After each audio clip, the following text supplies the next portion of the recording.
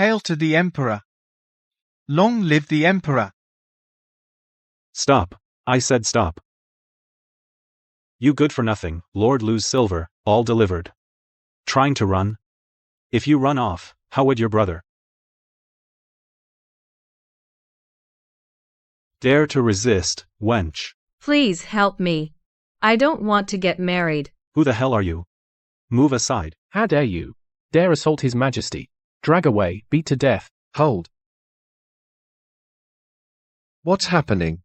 Your Majesty, her name is Su Qingqing. She lost her parents last month. Her uncle plotted to send Su Qingqing to a town merchant as concubine, hoping this could tide the Su family over. While she was still in mourning, he forced her to become a concubine. Such an unrighteous act. That's unheard of. I toured Jiangnan on inspection. When witnessing this, I won't stand idly by. As of today, Su Qingqing shall depart her clan household to set up her own household. For 3 years of mourning, Nanzhou Prefecture covers all her needs. I obey. Thank you, Your Majesty.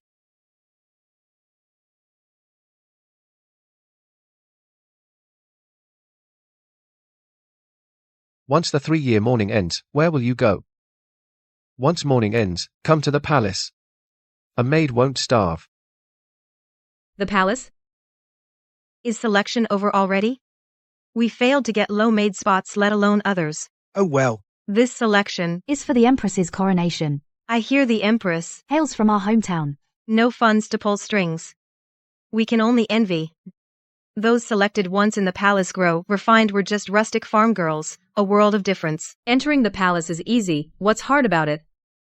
With one word, I can arrange you to be the Empress's head maids. After your mourning, come to the palace. The Empress's head maids are all ranked female officials. Qingqing, could it be you're acquainted with the Empress? I don't just know her, I am the Empress. Qingqing, that kind of talk can get you beheaded. The Empress is so noble, and we're just country girls. How could we make up such a thing? Wait a moment, I'll take you to the palace now. Tell the Emperor that his beloved Qingqing is here. This is His Majesty's jade token. I'll go inform him. If Great Liang allies with us, Great Xia will gain eternal peace. Your Majesty, a woman named Su Qingqing is outside holding your jade token to seek audience. Su Qingqing? Who is she? Your Majesty, 3 years ago, when you toured Jiangnan, you saved a woman named Su Qingqing. Thank you, Your Majesty. So it was her. I remember she's from Nanzhou. Send her to the Empress's palace, pick several fine garments, and send them over. I shall attend to it at once. The Liang ruler will arrive soon. We ought to set off too. Oh. Honored guests, please enter.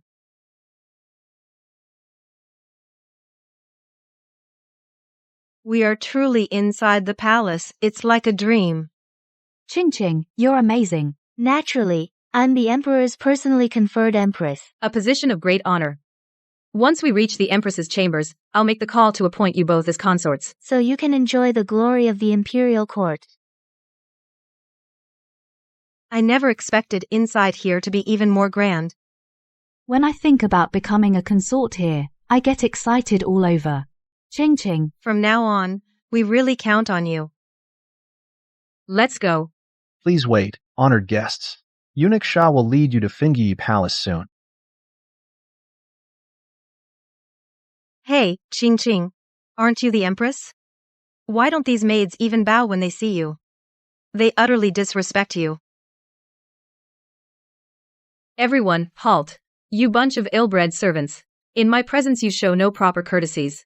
Have you no respect for rank? You are.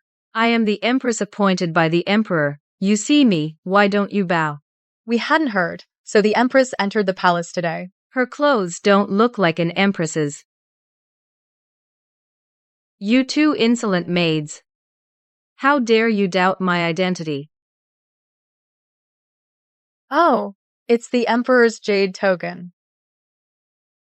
She really is the Empress.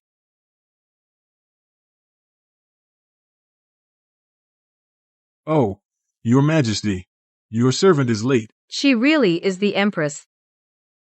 We pay our respects, Your Majesty.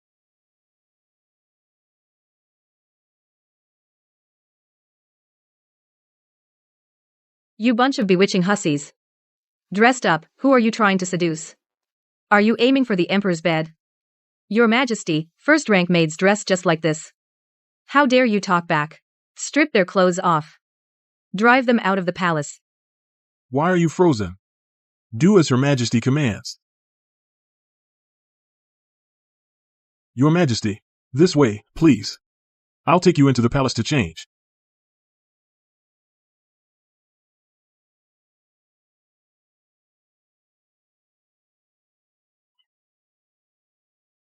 Go and report to the Emperor. The Empress has been received.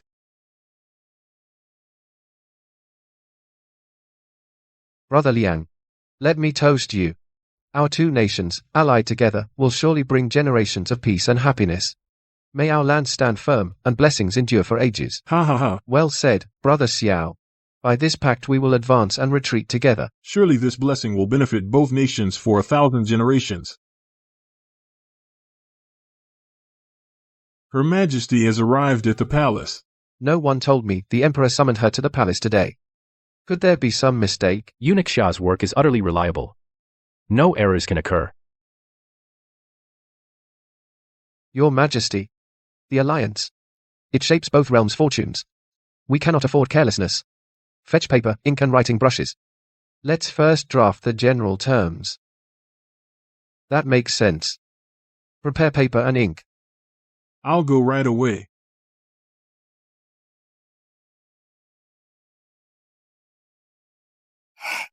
Ching Ching, the phoenix regalia suits you perfectly. Yes, indeed. Ching Ching, you were born to be Empress.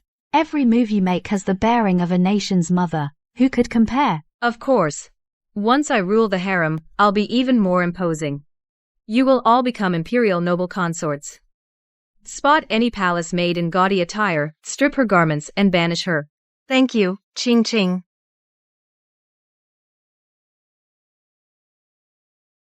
Your Majesty, this is the morning court hall.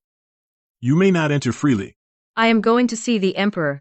How dare you stand in my way? But today, the Emperor is not in the throne hall. Ministers are holding discussions inside. The Emperor is away, am I not here? How can a morning court lack a presiding figure? Perhaps I should report to the Emperor first. Stop blabbering, let me pass.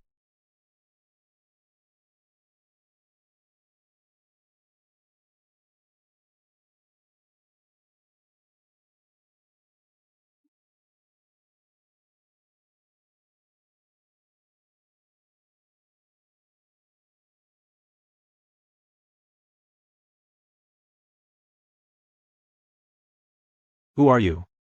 How dare you sit on the dragon throne? This royal dragon throne. We won't tolerate your insolence. You shall be executed. Step down at once. Open your eyes wide.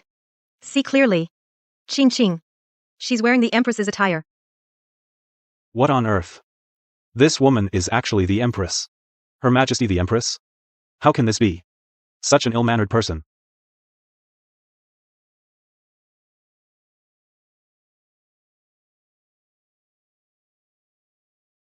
Your Majesty, that is the sacred dragon throne. No one may sit there. This woman, so lacking in decorum, is truly the Empress. Even if she is the Empress, yet this dragon throne belongs solely to His Majesty. She cannot occupy it without leave. The Emperor and I are one. Why may I not sit here? I shall not only take the dragon throne today, but also preside over the morning court. Absurd. A woman presiding over morning court? Truly unheard of. In ancient times, Empress dowagers ruled behind curtains. Now I, as Empress, preside over morning court. What stands against it? Eunuch Xia. This barking old fool, drag him out and behead him. But, Your Majesty, these are all senior court officials. However high their station, can they surpass the Empress? But what if His Majesty blames you? The Emperor grants all my wishes. Slaying one minister means nothing. He won't blame me. If you don't obey me, I'll have the Emperor behead you first. Drag Lord Cao out.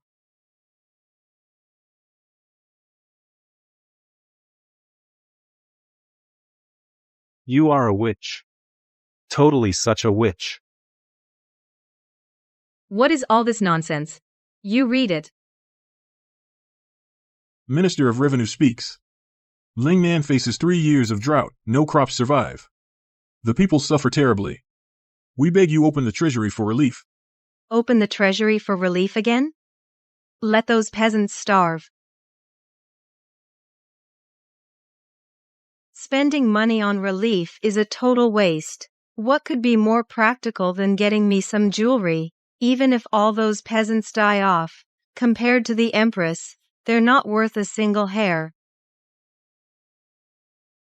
Such trivial matters dare to be brought to court to harass Her Majesty? They're really brainless. Your Majesty.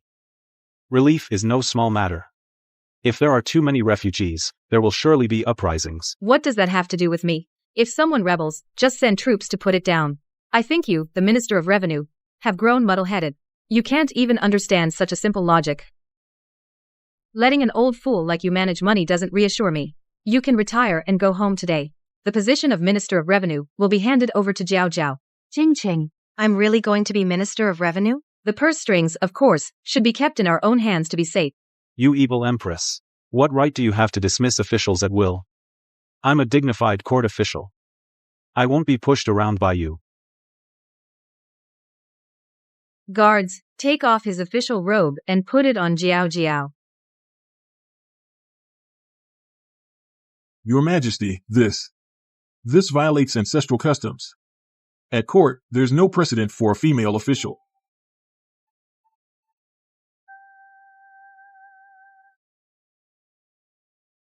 The ancestral code is also set by the Emperor and Empress. Since there was no such precedent before, then let it start with me. Eunuch Xia. The Emperor specifically ordered you to stay by the Empress's side, is to fulfill all the Empress's requests. But you are making excuses. If the Emperor finds out, you'll lose your head. Do as the Empress says.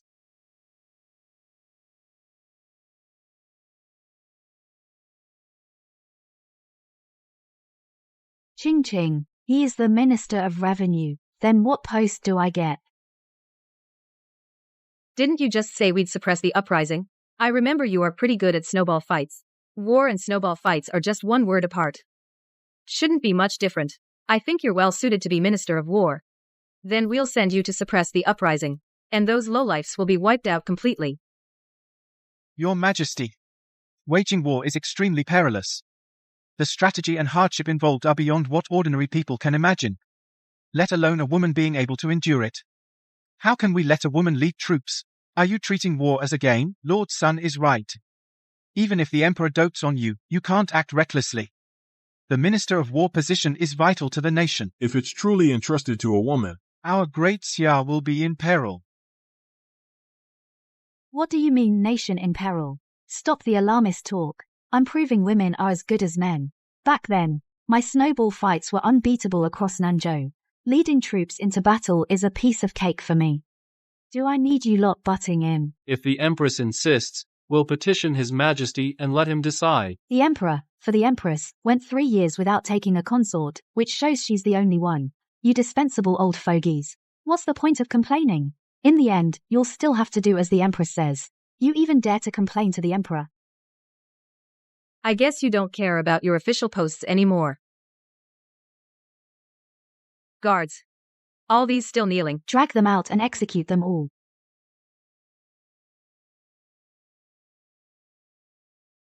Eunuch Xia.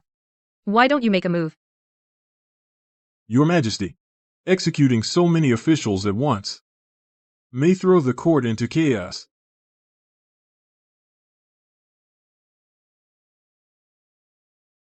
That's true. Then we'll seize their property and exile their clans. Everything we confiscate goes into my personal treasury. That way, the treasury can save some expenses. Your Majesty is truly virtuous to devise such a brilliant plan. When the people learn that you care so much for the nation, they'll surely praise your wise governance. The alliance is settled, then. With our two nations working together, we will surely dominate the world. May our friendship last for 100 generations.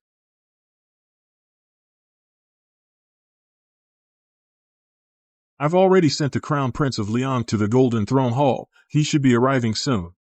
Let's get moving as well. Brother Liang, after you.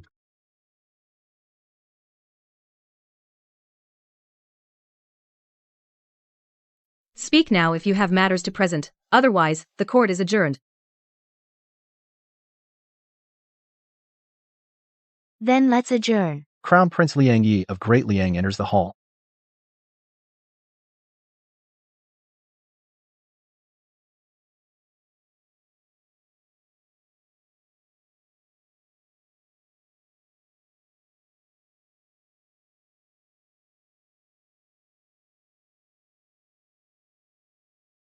Who are you? Why don't you kneel before me? I, the Empress, had no idea that Xia even had an Empress. How dare you? The Empress was appointed by the Emperor himself. Guards, seize him. I am the Crown Prince of Liang. You wouldn't dare lay a hand on me. What nonsense. Crown Prince of Liang. Our great Xia is prosperous and strong. Why should we sign an alliance with foreign barbarians? Fine. Very well. Why put on such a charade? Deceive my father into coming to discuss an alliance. This is utterly outrageous. Did I say you could leave? Then I'll take my leave. What can you do about it? You really think I wouldn't dare touch you? Guards. Castrate him. Your Majesty. You mustn't. The kingdom of Liang will surely fight Great Xia to the death. He's right. You'd better weigh that carefully. Do you really have the nerve to make an enemy of our Liang? Our mighty nation has nothing to fear, and all these barbarian tribes will be destroyed. Brother Liang, you really dote on the Crown Prince. You actually gave such an important task to him. He is our Liang's once-in-a-generation political genius. Naturally, I must cultivate him well. That's my son Liang Yi's voice. Brother Liang, perhaps you misheard. No one would dare harm the Crown Prince of Liang.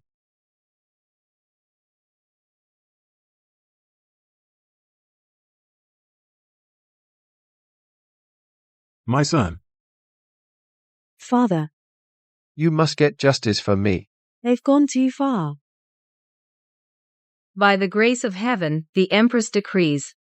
Declare war on the kingdom of Lian. Declare war on the kingdom of Yue. Declare war on the kingdom of Shuo. Thus it is decreed.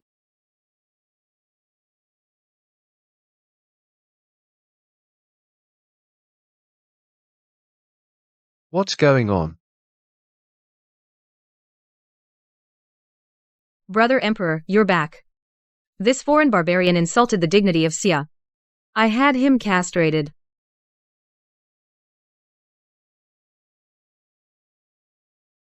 You? Did you do all this? Brother Emperor, you don't have to praise me. It's all my duty.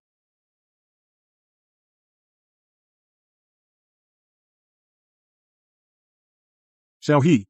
You Xia have gone too far. You tiny little country, how dare you be so insolent?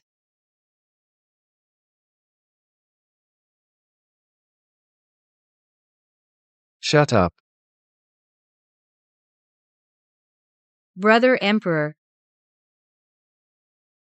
Brother Liang, hear me out.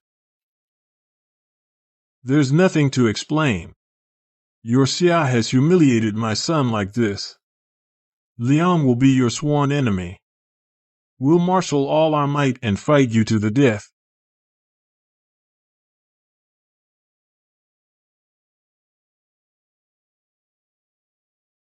Your Majesty, quick, summon the imperial physician. Qing catch the ringleader first. Let's seize the king of Daliang. Attack Daliang. It's as easy as taking candy from a baby. Zhao Zhao is right. They made His Majesty spit blood. This insult, we can't just swallow it. Stop right there. Did I say you could leave? Daxia, you'd attack me, your king? The other kings and I have always been on good terms. If I'm trapped here, they'll all rise up against you. When that happens, it'll be the day your Daxia is destroyed. Those uncivilized barbarians dare to challenge us, the great celestial empire. We'll destroy every single one. Seize them all. Minister of War. Kill, kill, kill. Your Majesty, I'm the new Minister of War. Who do you want to kill? Your Majesty. Your Majesty. Quick, quick. Take His Majesty to Dr. Liu for treatment. You've made His Majesty faint from anger. Why aren't you taking action? Don't you want your heads anymore?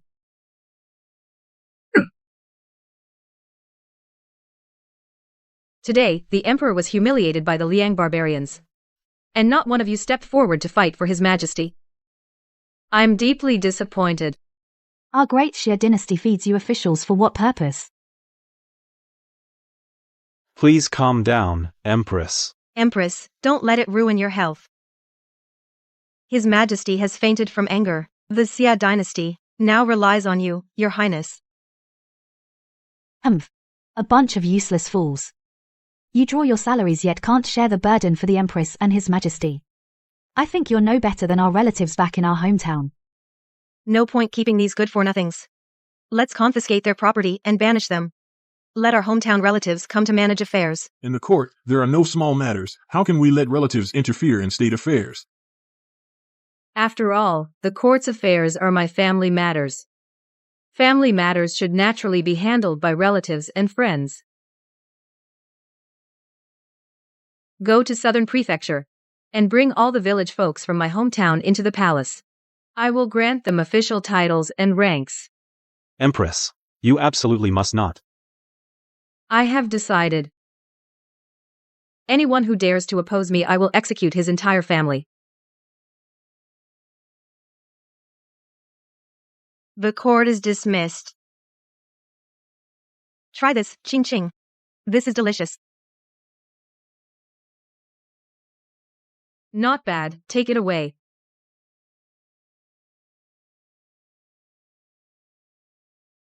Ching Ching, you really are the best fit to be Empress. In just one day, you've got these maids so well trained.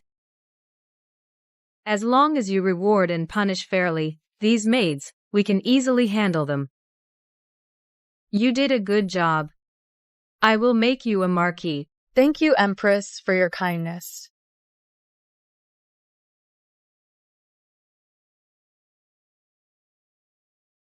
You came in without being summoned. That displeased me greatly. So I'll have your entire clan executed. I know I was wrong. Empress, spare my life. I'll never dare again.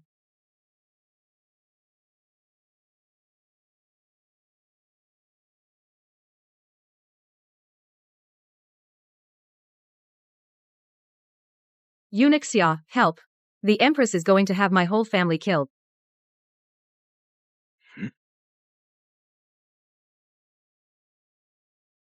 Your Majesty.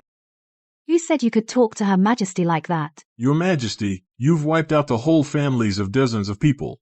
At this rate, you'll kill off all the maids and eunuchs. Then just pick some new ones. Those lowlifes would probably trip over each other to get a spot. Eunuch Xia, with that tone, does Her Majesty need to report to you every time she kills a few servants? I wouldn't dare.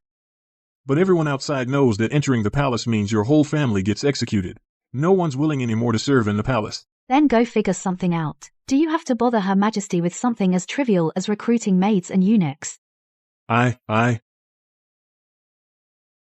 What are you still standing there for? Don't you see Her Majesty is about to eat? Ching Ching, you've been executing maids and ministers these past few days. You really have the air of an emperor. Anyway, the emperor is still gravely ill. But the kingdom can't go a day without its ruler. So why don't you, Ching Ching, just take the throne and become the empress? Yeah, the emperor is ill, and during this time, you've kept the Xia realm in perfect order, and cleared the court of its good-for-nothings. The emperor would be very pleased. Anyway, the emperor is on your side. It doesn't matter who becomes the emperor. The imperial physician said the emperor should wake up today. As for this matter, I still need to ask his opinion.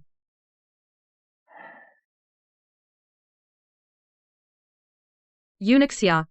Go to the Imperial Hospital and wait. I'll head over after lunch.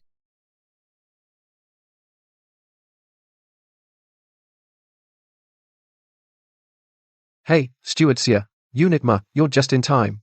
His Majesty has been unconscious for 3 days. This matter must be reported to the Empress Dowager. You keep an eye on His Majesty. I'm going to Huanju Temple now. Hey. Hey. The Empress has arrived.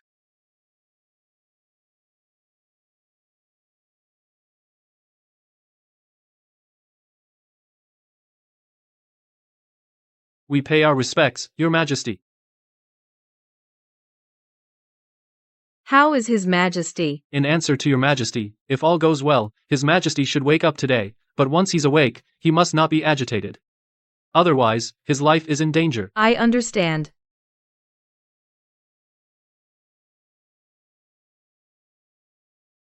Su Qingqing I want. Your Majesty, you're awake. Empress His Majesty, seeing you, is speechless with joy. I know. Brother Emperor loves me the most. So I'll also do my best to help you govern Great Xia. The king of Liang who bullied you has been locked up by me in the Dali Temple. The court. Your Majesty, forgive me.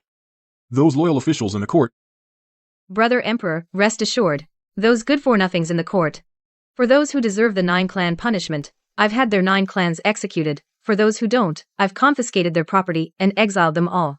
Now, in the court, all that's left are loyal ministers who only speak well of us. Brother Emperor. Don't get excited. I know you want to praise me. But you're still sick now. Ascend the throne. As the Empress. Oh. Brother Emperor. This illness of yours requires a long bed rest. But Great Xia cannot be without a ruler for a single day. For your health and the future of Great Xia, why not let me ascend the throne as the Empress of Great Xia, and first take care of all the affairs of the court, big and small. I'll make you the Empress, all right. I knew it. Brother Emperor. You're the best. Then we'll leave you to rest now. All right. How dare you?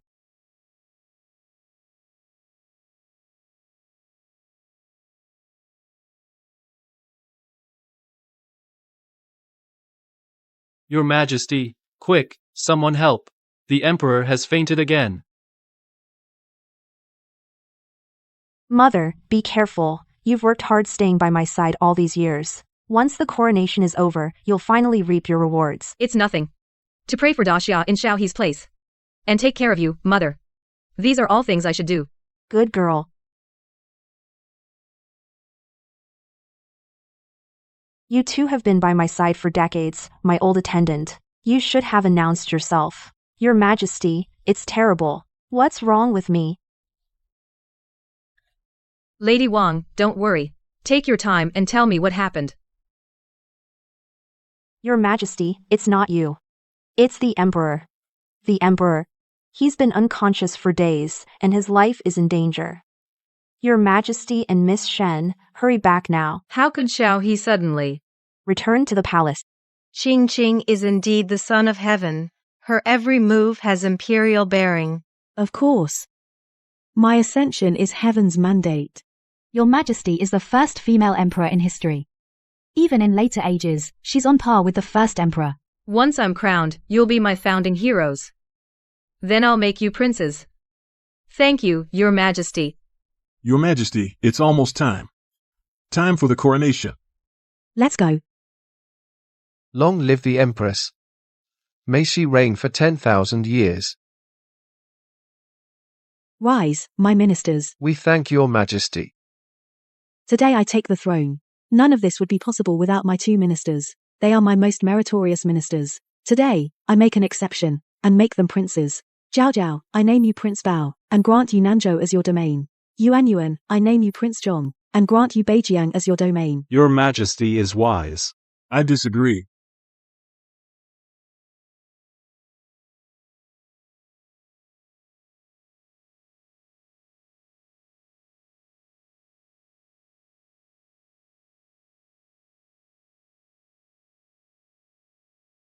Who do you think you are?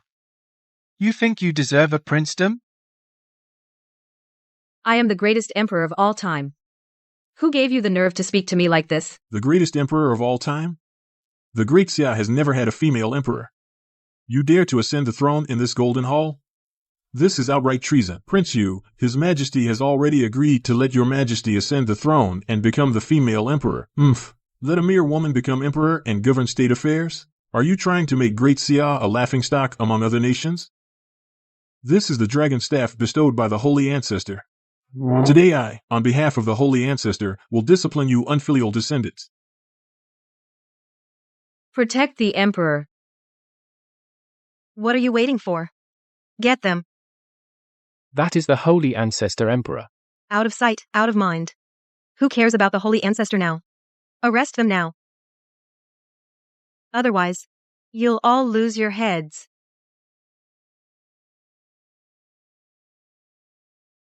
It truly is an imperial gift from the Holy Ancestor. Indeed, it's a fine thing. Let you taste the dragon staff as well.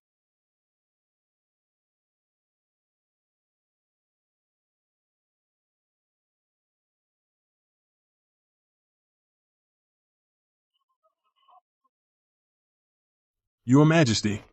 You can't. Prince Yu is an elder of the royal clan. He is the late emperor's own brother. You can't hit him. Get out of my way. Today, I'll let him witness firsthand what it means when the Son of Heaven is enraged. 1,000,000 corpses fall. Blood flows 1,000 miles.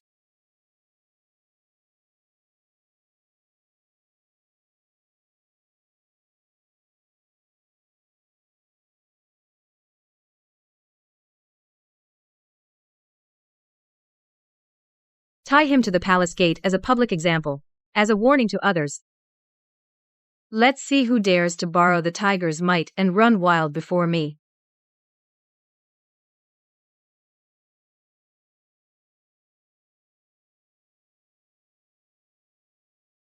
Empress Dowager. We've reached the palace.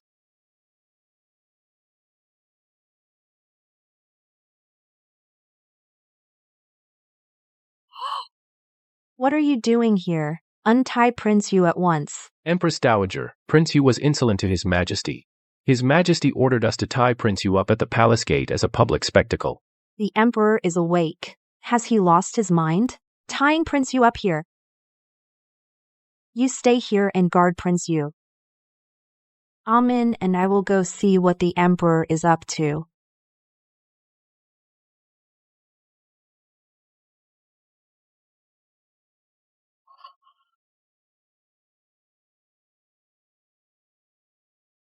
Who are you? How dare you sit on the Emperor's throne?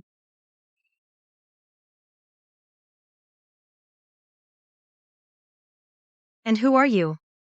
Why don't you kneel before Her Majesty? Your Majesty.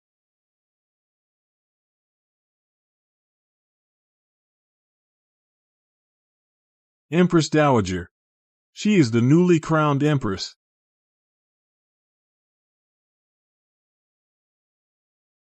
Empress Dowager. Why have I never heard my brother, the Emperor, mention it? Brother Emperor, what's your relationship with Xiao He? Listen well.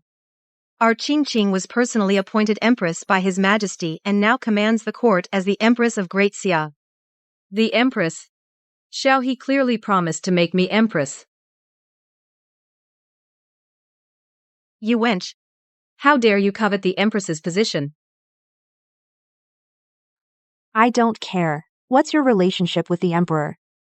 Amin is the Empress I've chosen. You old hag. Not you. You're asking for it. This little wench Isn't even fit to wash my feet. and you want her to be Empress. The royal family's honor has been disgraced by you. Gods. Seize this wench. Send her to the brothel. Who dares? You old hag, how dare you protect this wench?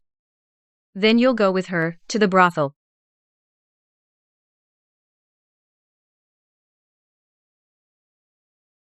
Your Majesty. But she's the Empress Dowager. So what if she's the Empress Dowager? Then I'll depose her.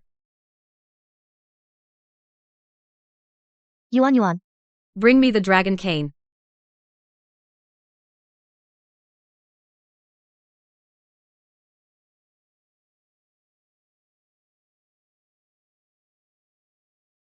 The dragon cane. It can strike down princes, and even tyrant emperors. More than enough to depose an empress dowager. Why are you just standing there? Hurry up, strip off her imperial robes, and throw her out of the palace. Let go of me, I.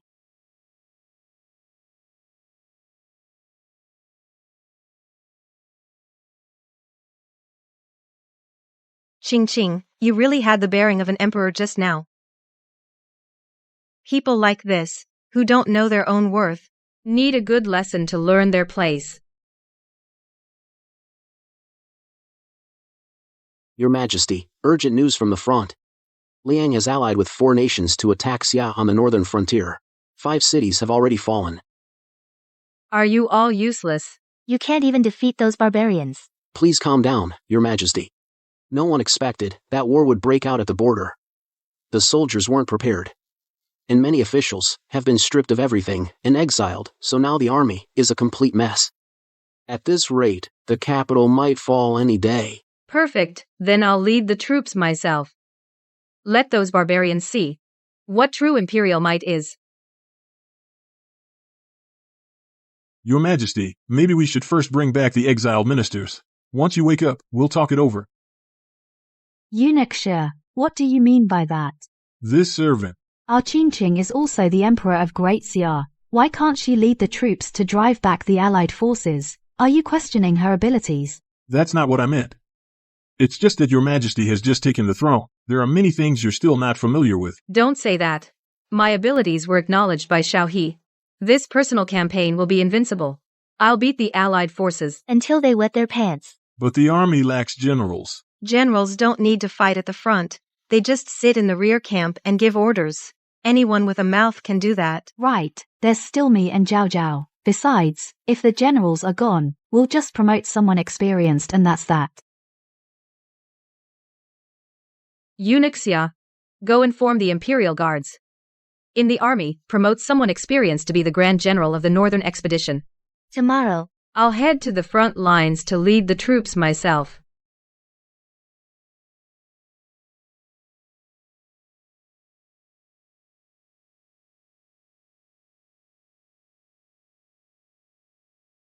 Qing, you've really come up in the world. Our ancestors must be blessing us.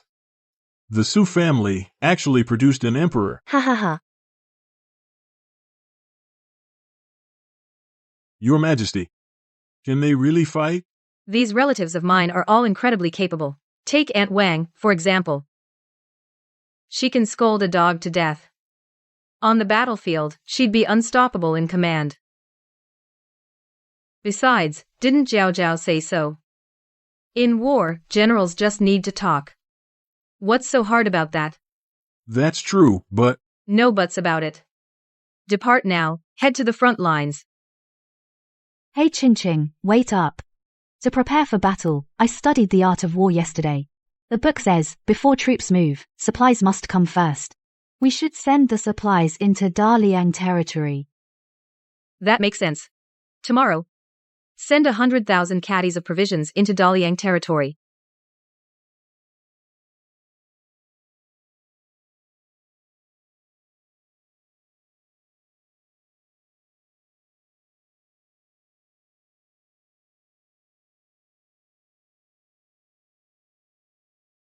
General Sunday. Eunuch Xia. What is it? His Majesty says the scenery here is beautiful. He wants to rest here for a few days. He wants to take the 2 princes to enjoy the scenery. War is no joke. Resting for a few days would delay countless opportunities and waste countless provisions.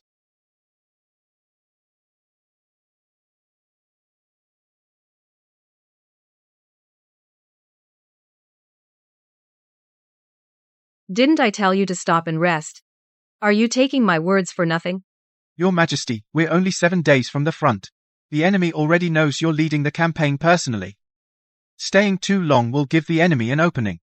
With 100,000 troops, how can we fear them? You're just too cautious. That's why you're an untitled general. As for supplies, there's even less to worry about. We've already sent 100,000 jin of grain to the front lines. A few days' rest would use up only a drop in the bucket. Where did you get 100,000 jin of grain? Before we set out, we had only 120,000 in total, and the journey would consume 30,000. Report, General, our provisions are nearly gone. 120,000 jin of grain, enough to last over half a year. It's only been a month, how is it already gone? It was your Majesty who ordered us to send 100,000 jin of grain to the front, leaving only 20,000 for the journey. Are you pigs? 20,000 jin of grain was gone that quickly. 20,000 jin of food would feed our village for 5 or 6 years.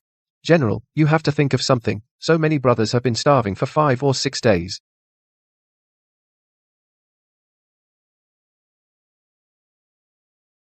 Your Majesty. I remember when you left.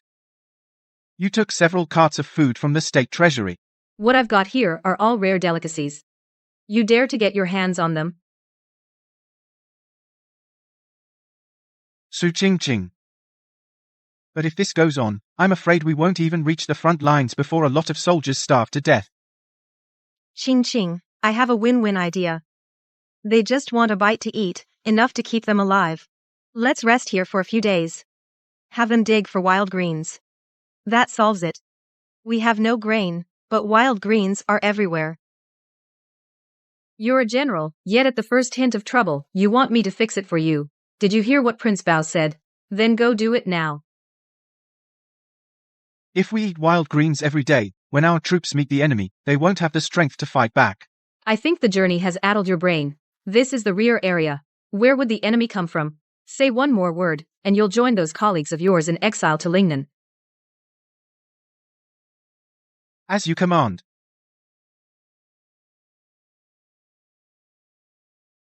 The Daxia are total idiots this time, moving their grain supplies right out in the open on the main road. How did it go? Did you get the exact count? Yes, General. We have 100,000 jin of grain here. Enough for our troops to hold out for months. The Daxia have already started shipping grain to the front lines. Which means reinforcements are almost here. I've heard that this time, the Daxia Emperor is personally leading the campaign. That's right. We got the news from scouts. The Daxia Emperor has indeed arrived at the front himself. Good. Soldiers, follow me deep behind enemy lines. And take the Daxia Emperor's head. It's been a long time since I enjoyed the scenery outside the palace. Fine wine and good food. With such a beautiful view. Really lift one's spirits.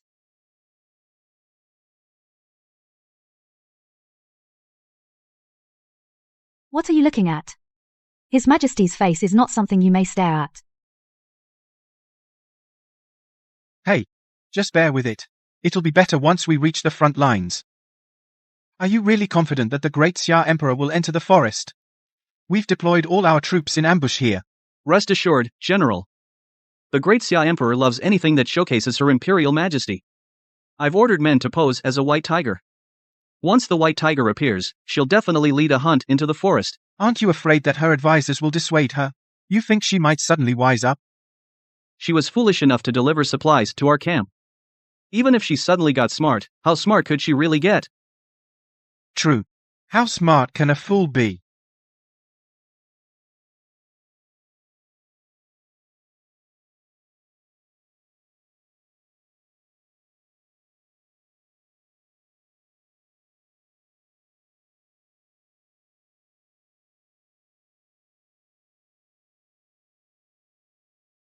What's that sound?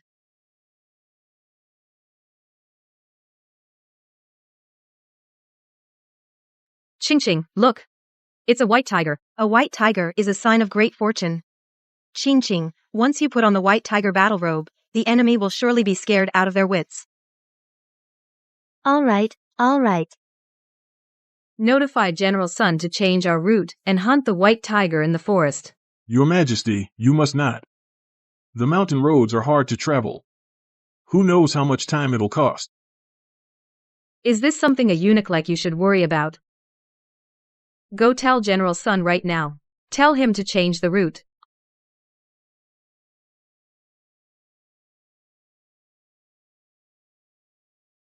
Your Majesty, the mountain forests are treacherous.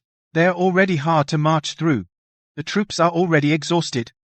Taking the mountain road will cost who knows how many men. General Sun, a white tiger, such an auspicious omen, appears only once in a century, so we lose some common soldiers. Are they more important than your Majesty's white tiger pelt? Zhao Zhao is right. This white tiger pelt, I'm determined to get it. Your Majesty, have you forgotten the news we got a few days ago? The Liang general led a large force deep into Dasha. The forest is the easiest place for an ambush. That news is days old. We'd have run into them by now if we were going to. I am the daughter of destiny, blessed by heaven. How could I fall into an ambush? But... Say another word, and you'll be defying my decree. I'll kill you right now.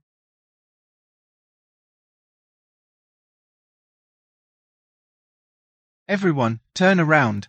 Enter the forest. Hunt the white tiger.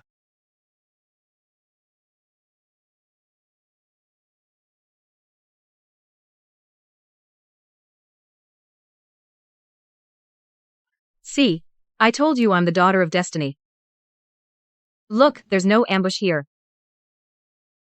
Charge. Men, follow me. Whoever takes the head of the Dasha Emperor will be rewarded with 10,000 taels of gold.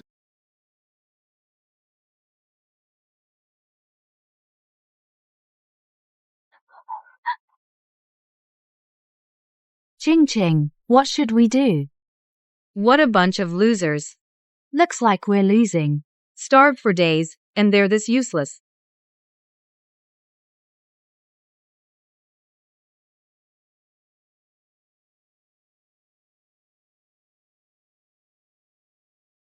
It's over. Are we safe now? Should be. Haven't heard a sound in a while. I told you I was Destiny's daughter.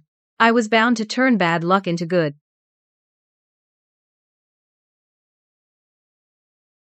General. There are still people here.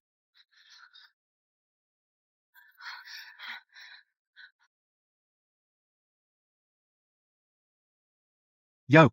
3 women, huh? This great Xia army's full of surprises. General. We've searched everywhere. No sign of the Emperor. I'm asking you where the great Xia Emperor is. We just tag along with the army. We're cooks. We don't know who the Emperor is. Please let us go. Kill them. They're all worthless. Yes, General. Don't kill me. General, please spare me. I am the great Xia Empress. The great Xia Emperor's favorite woman.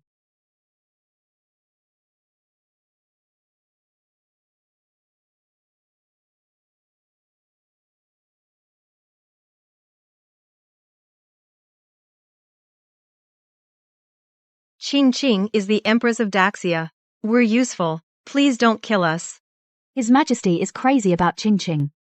Just let us go, and you can have anything you want. I've never heard of that. The Daxia Emperor being a romantic. Since the Daxia Emperor ascended the throne, he's never named an empress. I'm telling the truth. Xiao Hei, you only made me Empress last month. Oh, right. I'm not just the Daxia Empress, I'm also the Empress Regent. Oh. So that means you're the one leading the campaign as the Daxia Emperor? That's right. It's me.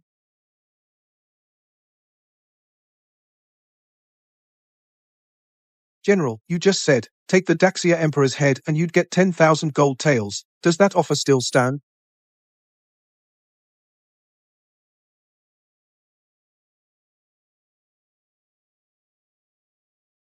Ching Ching is the Daxia Empress.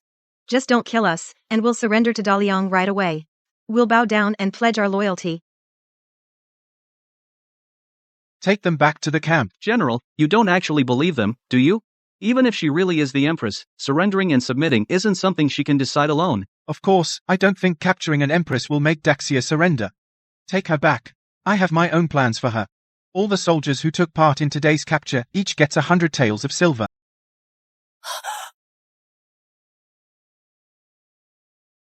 You're awake. Looks like a slap works best. Please don't kill me. Don't kill me. I'm not the Empress of Daxia.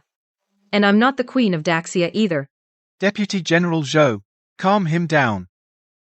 Yes, General.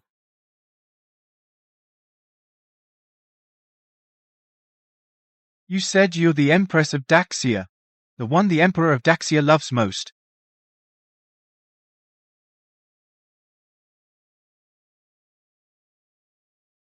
I'll give you one last chance. Are you the Empress of Daxia, the woman the Emperor of Daxia loves most? Yes, yes, yes. I am. Humph. Deputy General Zhou. Quick, help our honored guest up and take her to the table.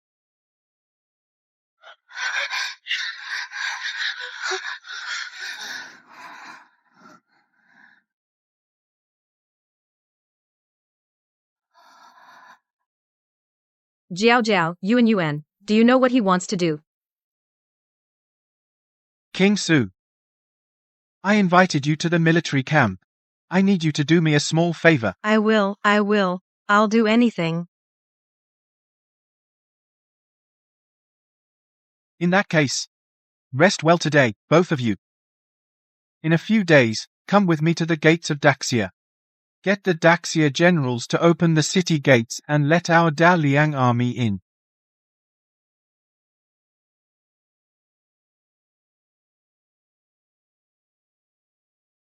How did it go? Did you find His Majesty? 100,000 troops, nearly all of them were lost. There's no one left to look for His Majesty. What are we going to do? Right now, Great Xia has very few capable officials. And the Emperor hasn't woken up, only His Majesty can call the shots. Don't worry, eunuch. We drew the enemy away. His Majesty is definitely safe. Finding her is just a matter of time. General, urgent news from outside the city. Outrageous. What happened? His Majesty has fallen into Great Liang's hands. Great Liang wants us to surrender. Or they'll kill His Majesty. His Majesty has fallen into enemy hands. How can I explain this to the Emperor? Eunuch Shah, don't panic. They want us to surrender. They won't harm His Majesty. Let me think of a plan.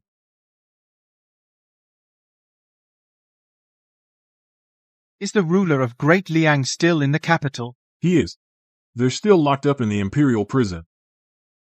Hurry, ride as fast as you can back to the capital. Bring the ruler of Great Liang to the front lines. We'll use the Great Liang ruler to exchange for His Majesty's safety.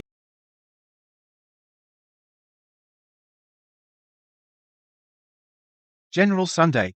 You've read the letter, right? Sent by General Liang. I, son, have indeed read it. I must also thank General Liang for looking after our monarch. Then open the gates now and let the Liang army in.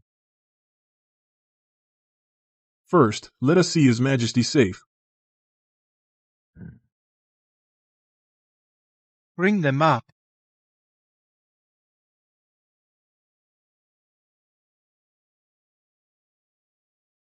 General Sun, please save me. Save me. Your Majesty, don't worry. We will definitely find a way to rescue you. Eunuch Xia. General Sun. Don't forget about us.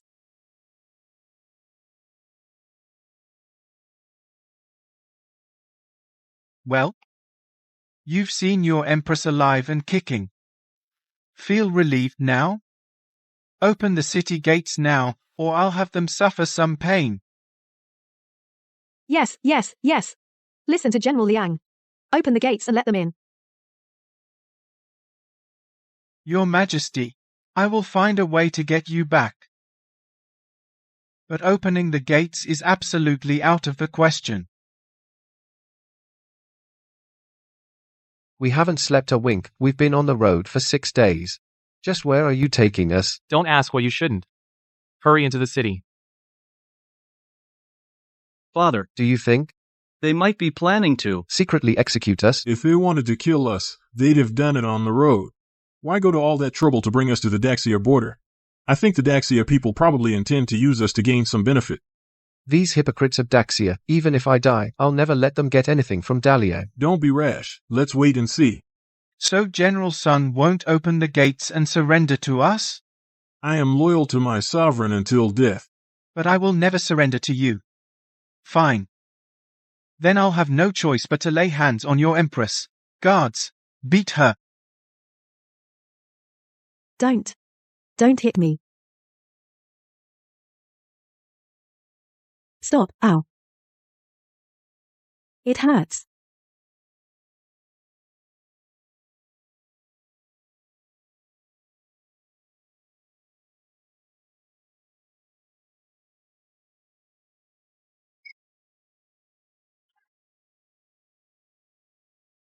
General Sun, quick, think of something. At this rate they'll be beaten to death. Have the King of Liang and the Crown Prince arrived? Report. The King of Liang has arrived. Bring him here quickly.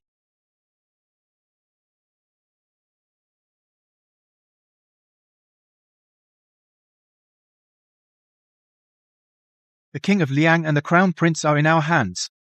You all, stop right now.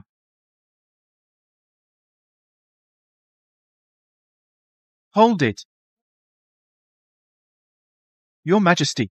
Your Highness.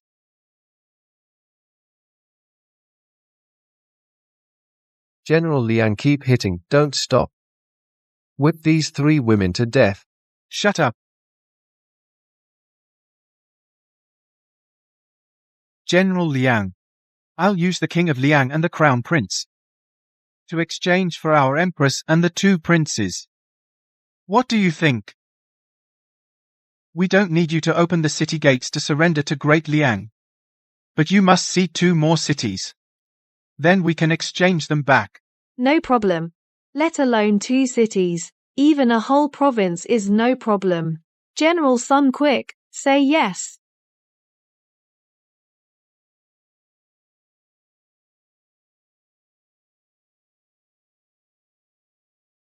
General Liang, don't worry about me. This is Great Liang's chance to swallow Great Xia. With this woman, Great Liang can seize it without a single soldier. My life as king is worth nothing.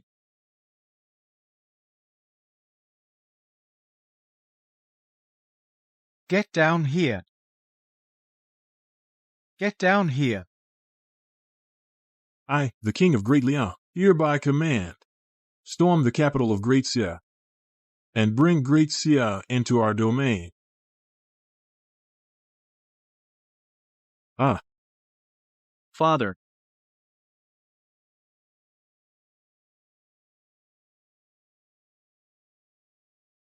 Take them away.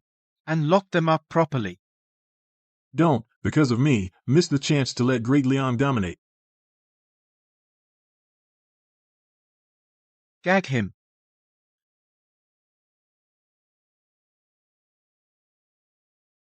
If your Majesty had such resolve, I wouldn't be in such a bind.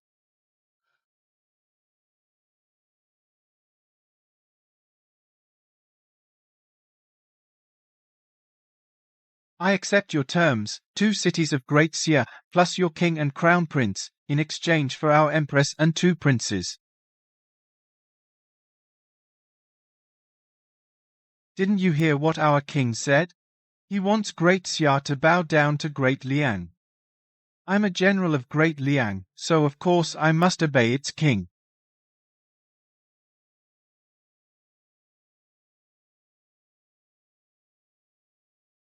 Qing, I think they won't let us go until we reach the capital. If we want to have an easier time, we should help Great Liang get into the capital as soon as possible. General Sun refuses to open the gate. What am I supposed to do? Qing, you are the Empress of Daxia. Your subjects must be loyal to you. If General Sun refuses, then have him executed. His men will naturally obey you. Jiao Jiao, you're so smart. General Sunday. I order you to open the gates at once. And welcome me in. Your Majesty, if we open the gates now, Daxia may be on the verge of ruin. It hasn't fallen yet, has it? Once I return and take power, and seek peace with General Liang, I'm sure they won't wipe us out. Ching, if I stay in Daliang any longer, I'll definitely be beaten to death. General Sun, think this over carefully. Watching your sovereign killed by the enemy and not coming to the rescue. You'll be forever disgraced. When the Emperor hears of this, he'll have your whole family executed.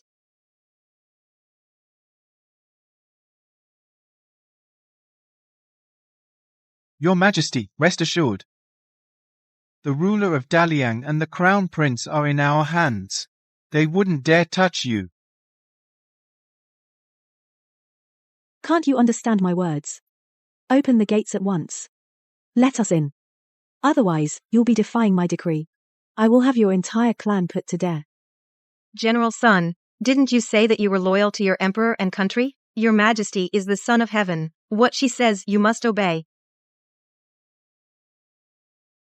Our sovereign has spoken. He told me not to concern myself with his life. I won't spare the three of them just because the Daliang ruler is in your hands.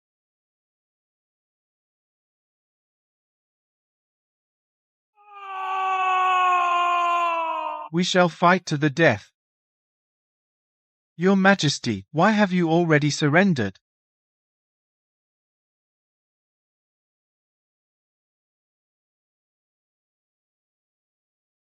General Sun, I admire your integrity. I am a general of Great Xia. Do with me as you please. I will never betray my country. You saved my life. I won't kill you. Once I take the capital of Great Xia, I'll let you go. Father. This bitch is in our hands. You must avenge me. You can't kill me. I am the Empress of Great Xia. If you kill the generals defending the city, they will fight to the death. With me here, I can get you into the capital unimpeded. Shut up.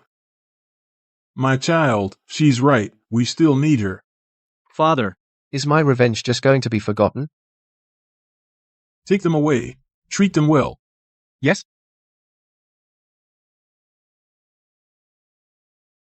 Father. What's the rush? After we annex Great Xia, those three are yours to deal with.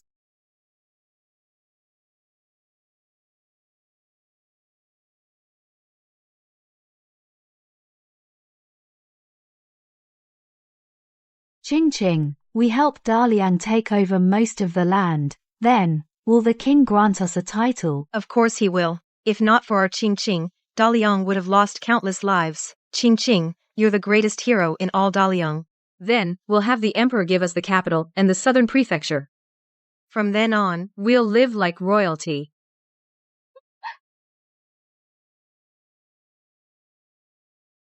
Ching, after all the suffering we went through, now we finally have the chance to get our revenge.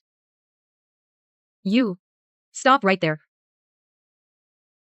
Are you talking to me? Yes, you. Come here now. What do you want, Miss Sue? Our legs are numb from sitting. Come massage them.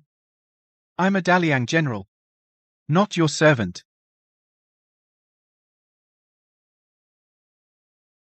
Did you forget what your king told you?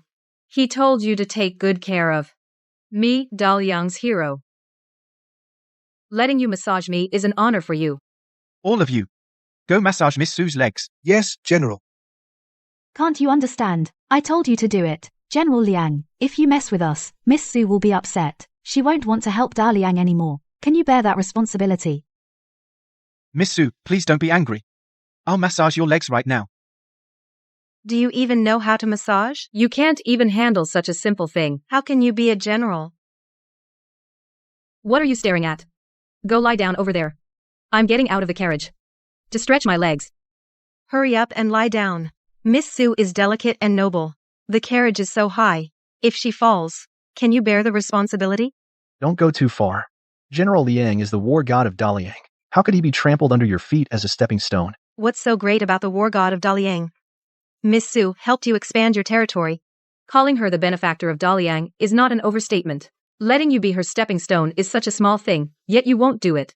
Then we can't help you to continue conquering Daxia's cities.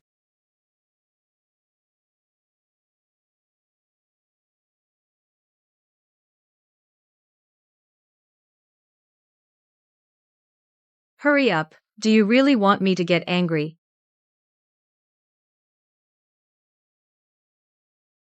Why haven't you come down yet? You didn't invite me. You have to say it. Your servant asks Miss Su, Miss Zhao, and Miss Fang to get off. Your servant asks Miss Su, Miss Zhao, Miss Fang to get off. That's more like it. Stay down. We'll have to get back on later.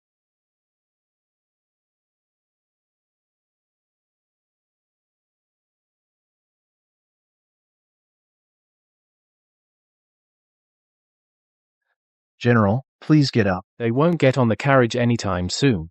They're deliberately getting back at me. Get up now. I don't know what tricks they'll pull. They're going too far. I'll go see the king right now. Let him get justice for you. A little impatience can spoil big plans. Don't make it difficult for the king.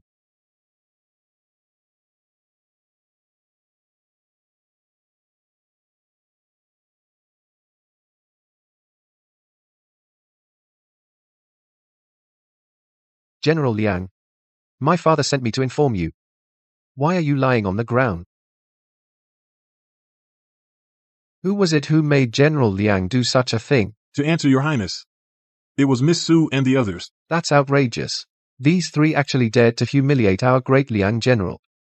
What are you going to do to us?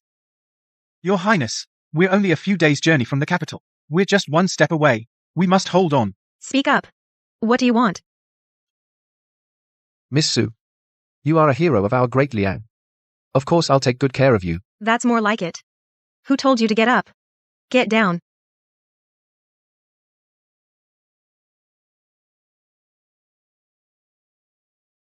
I'm tired of playing. I need to rest in the carriage. You all sit tight. The troops are about to set off.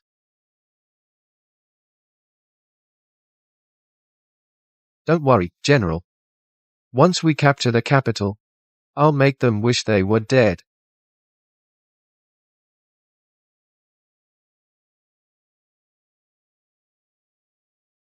How is His Majesty? If he doesn't wake up soon, our Xia will truly fall. The Empress Dowager and Miss Shen, I wonder how they're doing outside the palace. Your Majesty, please wake up. His Majesty's hand moved.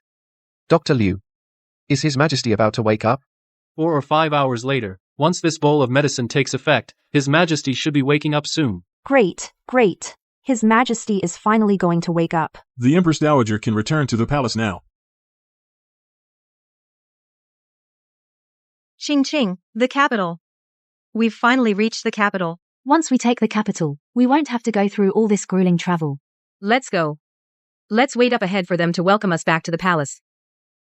Father, we've reached the capital of Xia. Once we annex Xia, Your Majesty will be the emperor. With the greatest conquests since the founding of Liang. You will surely go down in history.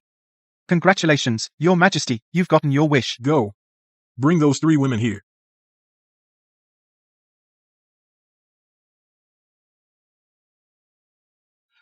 Miss Su, we're already at the capital.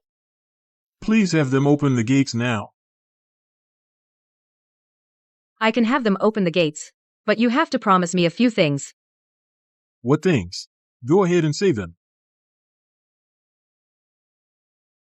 I don't have many demands. Once you enter the capital, you have to treat me as the honored guest of Daliang. I must come first in everything. After all, I'm your great benefactor. Oh. Also, when the time comes, you will give the Daxia capital and Nanzhou prefecture as my fiefs. My fiefs will be exempt from land tax. And every year, Daliang must send me gold, silver, and jewels as tribute. So I'm supposed to put you first in everything, and you also want Nanzhou prefecture and the Daxia capital as your 2 fiefs. That's wishful thinking. Don't my merits deserve it? Without me, your Daliang would still be at the border, fighting it out with Daxia. You wouldn't have taken the capital this fast. Qing is right. Even if you fought your way to the capital, your forces would be severely depleted. You might even get beaten to it by someone else. There's no way Daliang would annex Daxia. Anyway, if you don't agree, Qing won't let them open the gates. So you can just slowly wear down the capital guards. I agree to all these demands. You are our hero of Great Liang. Father.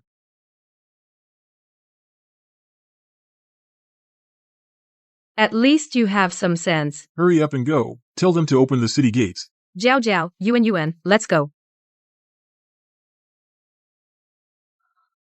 Father. You're really going to make them heroes of Great Liang? Just a stalling tactic. Once we take the Great Xia capital, these 3 women will die. His Majesty has returned victorious. Open the city gates at once. Your Majesty, those behind you are not our Shah soldiers. I told you to open the gates. Enough with the nonsense. Careful, or I'll have your entire clan executed. But Prince, you gave orders that without his command the city gates must not be opened. I am the Empress of Great Xia. And also the female emperor. Who does Prince you think he is? Hurry up and open the gates. Yes, right away. I'll see who dares to open the gates for him.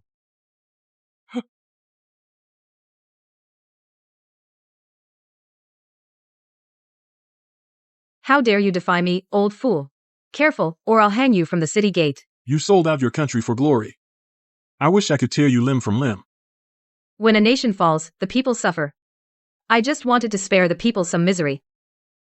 How is that selling out my country? You haven't seen the border people, displaced and homeless, the starving for miles around. If the war spreads, countless people will suffer. Our Qing is nothing like you. For wealth and glory, you'd sacrifice the people. She can give up her titles as Empress and Emperor. Can you?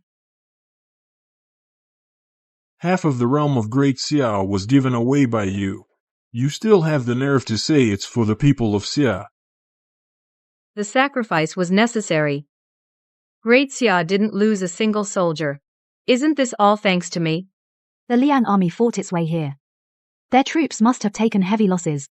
How many will lose their fathers? And how many will lose their sons?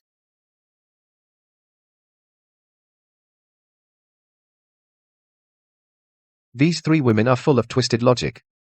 I was almost convinced. Your Majesty, you're finally awake. Thank heavens. Heavens be praised. How long was I out? 3 months. A full 3 months.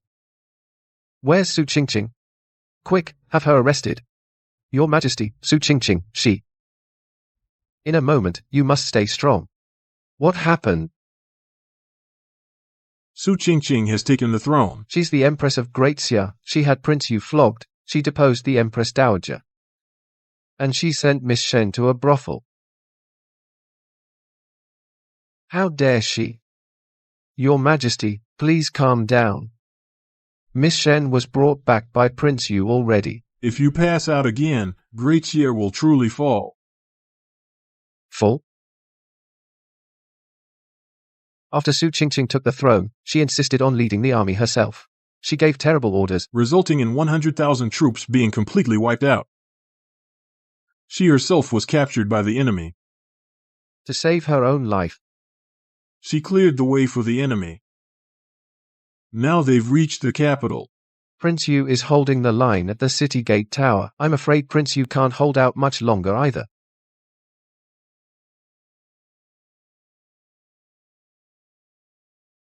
Quickly, prepare a carriage for me. Take me to the city gate. Soldiers. I am the Empress of Daxia, Su Qingqing. As long as you open the city gates, the Daliang army won't attack. Once Daxia is unified, Nanzhou will be my fief. I'll make sure you all get promotions and titles.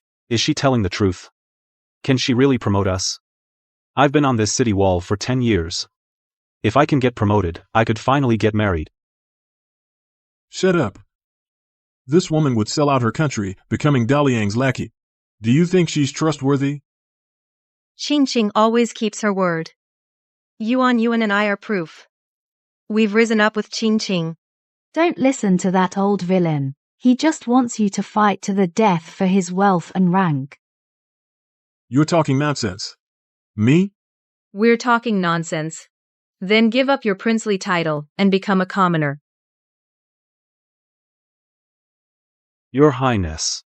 What are you waiting for? Open the gates now.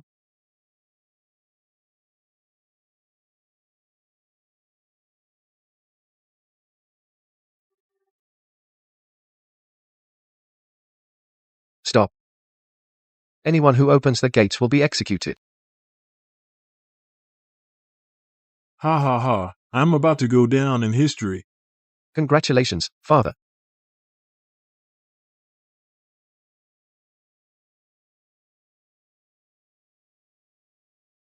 What's going on?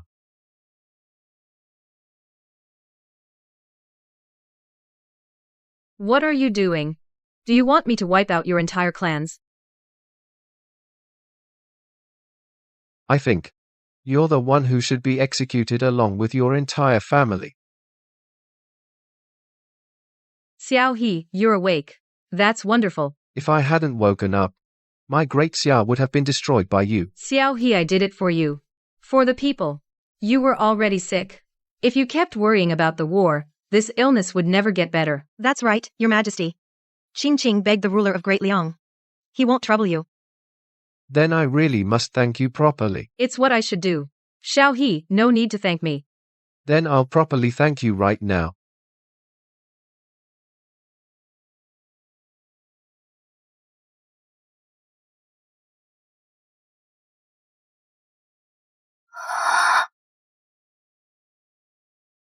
Qingqing, are you okay? Qingqing, are you hurt? No, I'm fine.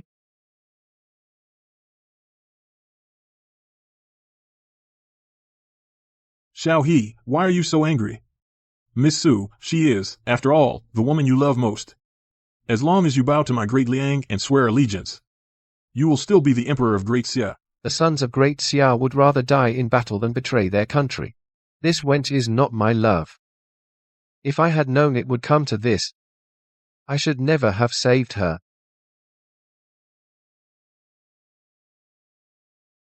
Xiao He, if you don't love me, why did you make me your Empress? The position of Empress wasn't meant for you. At the time, I only wanted you to enter the palace, to serve the Empress as a maid. Then, why did eunuch Xia call me Empress? He misunderstood.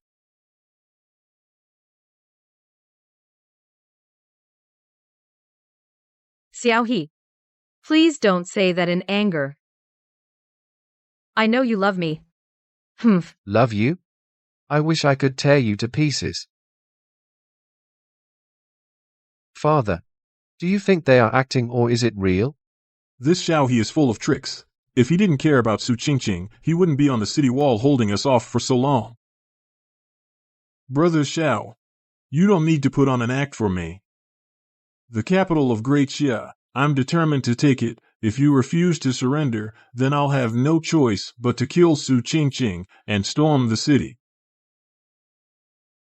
The Son of Heaven guards the gates. A ruler dies for his realm. Even if I die in battle, I will defend the realm of Great Xia. As for Su Qingqing, even if you spare her, I will not forgive her. Father, Su Qingqing seems useless now. Xiao He is dead set on fighting to the death. Your Majesty, if the Great Xia Emperor truly wants to fight to the death, our Great Liang will surely be dragged in. Great Liang's strength cannot sustain such a long front. But we're just one step away, a single step from completely swallowing Great Xia. Your Majesty, we've been at a stalemate with Great Xia too long. Our strength will surely be drained. The other states could very well stab us in the back. We have already occupied half of Great Xia's territory. No need to worry, we'll annex Great Xia later. Withdraw. Withdraw.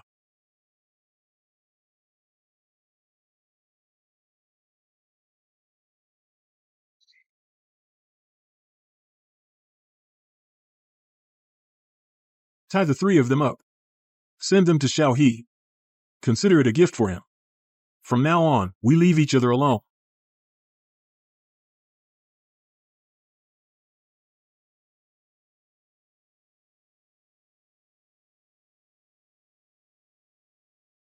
Let me go. I am a meritorious minister of Great Liang. You can't do this to me. Bring them in.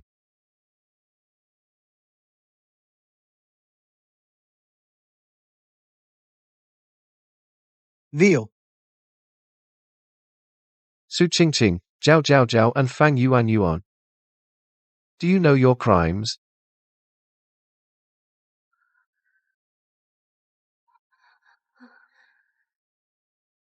Xiao He. How dare you? The Emperor's name is not something you guilty women may utter. Mercy, Your Majesty. Spare me. You impersonated the Empress, caused chaos in the court, assaulted the prince, dethroned the Empress Dowager. You sent my most beloved woman to a brothel. And committed treason. You have the nerve to ask me for mercy?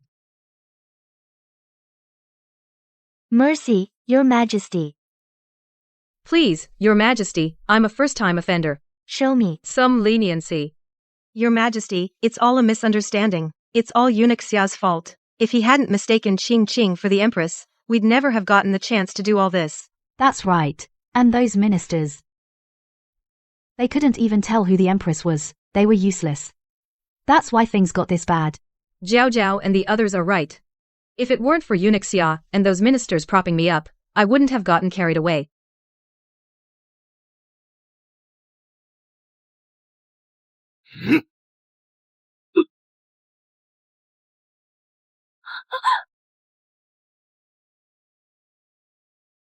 Humph. You three really know how to pass the buck. Slap them. Yes, Your Majesty. Ah, Your Majesty. I know I was wrong. Please stop hitting me. It hurts.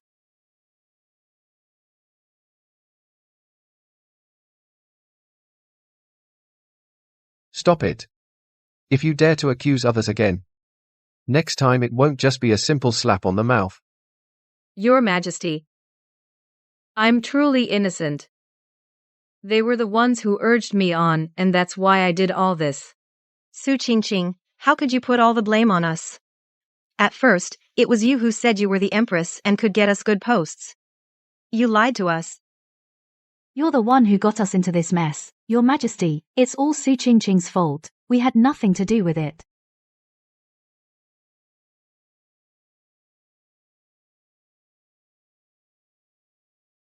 All of you, shut up.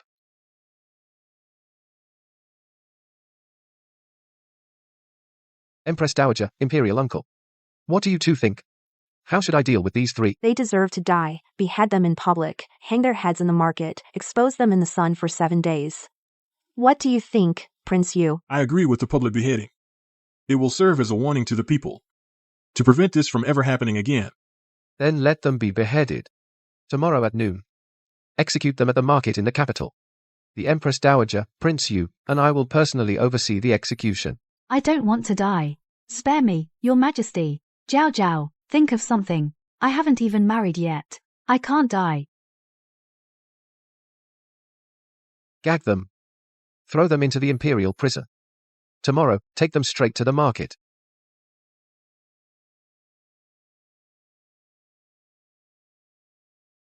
I don't want to die. It's all your fault. If not for you, we wouldn't be executed.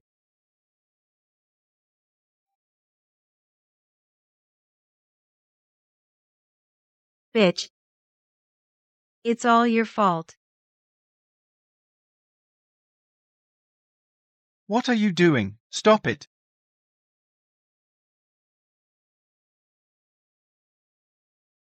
No need to be in such a hurry to die. Take them to the execution ground.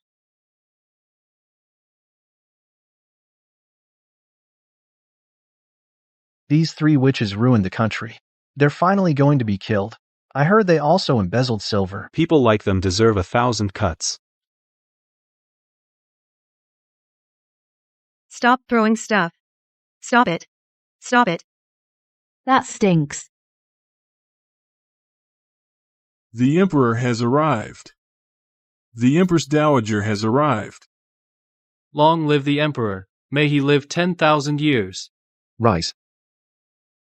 Execute the... I don't want to die. Someone save us. No. I really don't want to die. Mercy, please.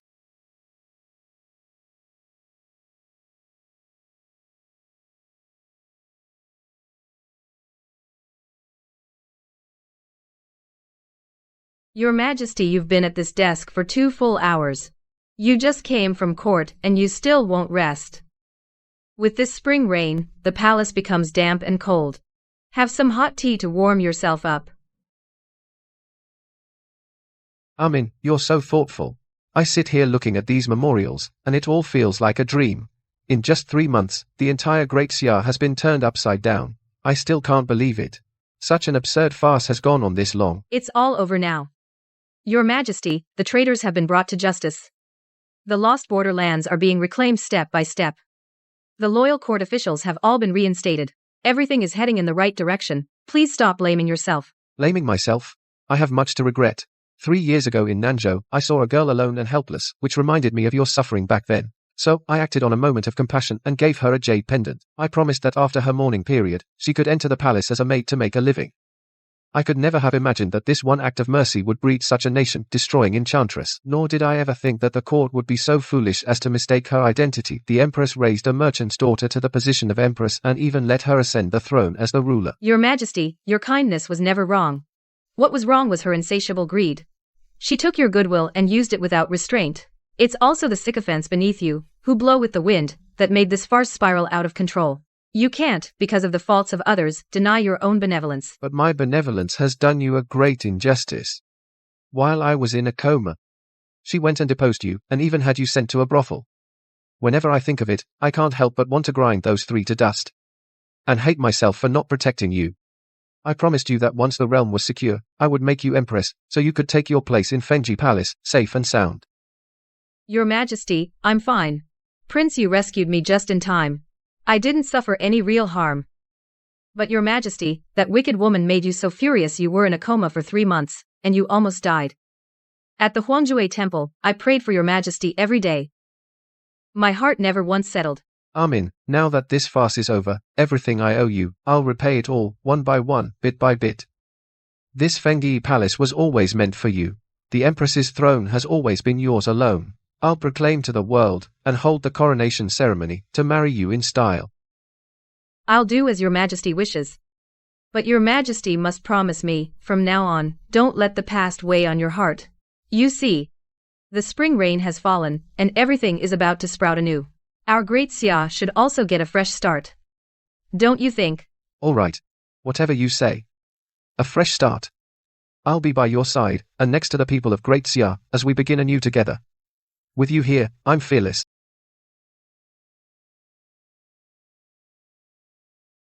Your Majesty is troubled again over the court's appointments. You've been reading this roster for 3 days now. Your tea has gone cold twice already. Just look at all these court officials. That witch Su Qingqing killed some, exiled some, and had others' homes confiscated. Of those fit for important posts, fewer than 3 in 10 remain.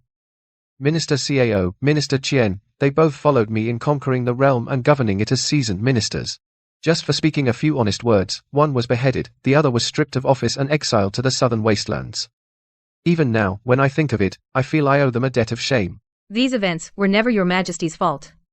Your Majesty has now rehabilitated them, recalled the exiled officials, and given proper burials to the wronged loyalists. This has already given them, and their families, a sense of closure. Minister Cao's family, hasn't Your Majesty already had them brought back to the capital, granted them a residence, and extended your grace to them? If they know in the afterlife, they will be grateful for Your Majesty's kindness. But the dead cannot come back. No amount of kindness can bring back those loyal ministers. What worries me more is in the court today, some are sycophants, who once followed Su Qingqing and fawned over her with flattery, while others are newly appointed young officials without experience. There's a gap in between. Even one who can share my burdens is scarce indeed. Tell me, how did I fail to see back then that in this court, There were so many people without integrity. People who shift with the wind? Your Majesty, seeking advantage and avoiding harm is simply human nature. When Su Qingqing held your jade pendant, used the title of Empress, and later seized the throne as a female emperor, those beneath couldn't discern your Majesty's true intentions and feared losing their heads, so it's inevitable some would go with the flow. But you must also see that even under those circumstances, there was General Sun and Prince Yu, who would rather die than yield, who held the gates until death.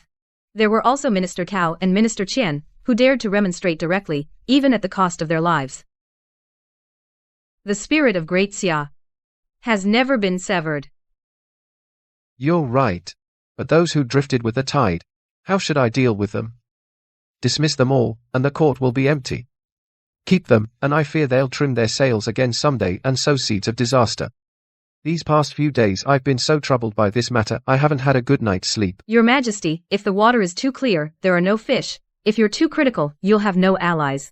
In my opinion, we should handle them separately. Those who actively sided with Su Qingqing and aided her in wrongdoing, who harmed loyal officials and took bribes, certainly cannot be shown leniency. Those who should be dismissed, dismiss them. Those who should be punished, punish them. But those who were merely pressured by circumstances and never committed any wrongdoing, who were just trying to stay out of trouble, can stay in their posts for now. Let them atone for their faults by doing good deeds and see how they perform later. If they sincerely repent and work for the country, then we'll let bygones be bygones. But if they still harbor evil intentions, it's not too late to deal with them then. Amin, your words have truly opened my eyes. These past days, I've only been thinking in black and white and forgot the principle of combining leniency with strictness. You're right. The ringleaders must be punished, and the followers can be spared. This will both clean up the court's atmosphere and won't leave the court without people to rely on. Kill two birds with one stone.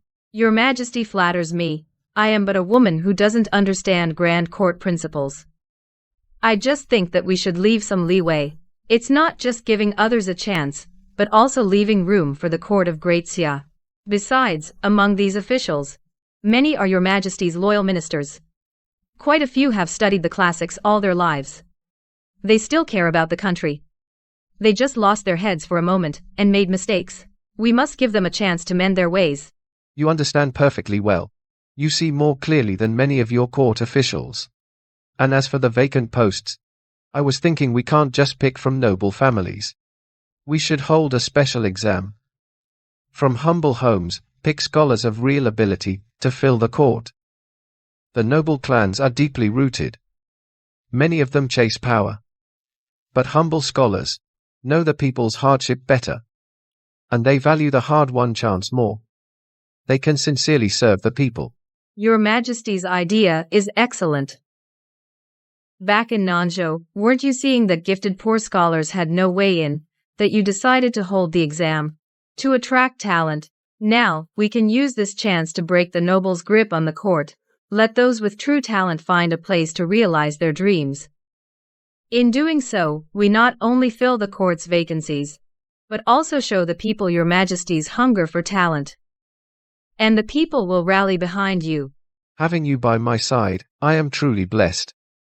I always thought the harem should stay out of politics, and I didn't want to trouble you with these court affairs. But now I see that your way of looking at things is far more farsighted than many of my counselors. From now on, whenever I'm torn on a decision, I will make sure to hear your thoughts. Your Majesty, please don't say such things. I was just casually saying a few idle words. The final decision still rests with your Majesty. I only wish your Majesty would have fewer worries and more peace. May the court be upright, may the people live contentedly, and that is enough. It will be. With you by my side, and with these loyal ministers aiding me, I will surely bring the Great Xia court back to peace and harmony.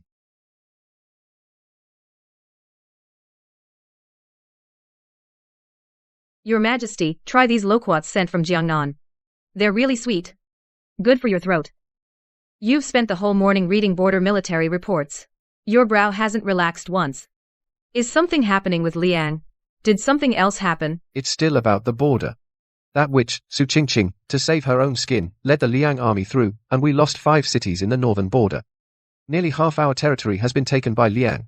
Now Liang Yi has withdrawn his army with his main forces. But he's still amassing 100,000 of our troops, watching us like a hawk. General Sun sent a report asking whether I want war or peace. And in your heart, Your Majesty, do you want war or peace? Personally, Liang Yi's son, in the throne hall, was castrated by Su Qingqing. Liang and Xia have long since formed a blood feud that can only end in death. I wish I could march north right now and take back all our lost territory, every inch of it. Make Liang Yi pay. But for the public good, after this whole fiasco, Xia, the treasury is empty, and we lost 100,000 elite troops. The people's livelihoods are in ruin. The common folk have just started recovering from the war. They simply can't withstand another large-scale war. If I insist on war, the ones who suffer will be the people of Xia. Your Majesty, thinking of the people is a blessing for Xia. When I was at Huangjue Temple, I saw many refugees fleeing the border. They came with their families in rags, saying their homes were burned down, their fields taken, and their loved ones killed in the chaos. They only begged for a full meal and a safe place to live. At that moment, I thought, in this world, the most bitter are always the common people. Win or lose a battle, they are the ones who suffer. You're right. I am the Emperor of Daxia. The empire is mine. And the people are mine too. I cannot, for a moment of pride, push the people back into the flames of war. But if we don't fight, Daliang holds our cities and won't give them back. They keep pressing on. If I back down, they'll only want more. What we lose then won't be just a few cities. These days, I've been swinging between war and peace, back and forth. I can't make up my mind. Your Majesty, is there no way that neither burdens the people nor drains the treasury, and yet recovers our cities, is there? It's hard. Liang Yi would rather die than yield. He's ambitious and resourceful. This time, using the Su Qingqing incident, he took nearly half of Daxia's land. He's at the height of his confidence. How could he easily spit out the meat already in his mouth? But now Daxia is in ruins and needs rebuilding. I truly have nothing to negotiate with him. Your Majesty, I actually think we may not need gold and silver, or land and cities to bargain with. What does Liang Yi want most? It's the long-term peace of Daliang. It's the ambition to rule the world. But he should also know after this war, though Daliang gained ground, it also consumed many troops, right? He went to war with Daxia. The other kingdoms, wouldn't they profit from the conflict? Go on. Your Majesty, you think, Liang has allied with 4 states to attack Xia. But of these 4 states, every one has their own agenda. They joined Liang in the campaign, just to get a slice of the pie. If Liang truly annexed Xia, the next to be annexed would be them. In their hearts, they must also be wary of Liang. Also, Liang Yi has led a massive army deep into Xia's territory. The front line is so extended, and supplies are already strained. The cities he occupies are all Xia's territory. The people in the cities are also on Xia's side. Even if he takes the cities, he'll have a hard time winning them over. Over time, there will be resistance everywhere. He simply can't hold them. Armin, you've really opened my eyes. I only saw Liang Yi's military strength, taking the cities, but I forgot he was going it alone deep in enemy land. Outside, other states are circling him. Inside, the people in the occupied areas are resentful. He may seem to have gained an advantage, but actually, he's in a tight spot. Exactly.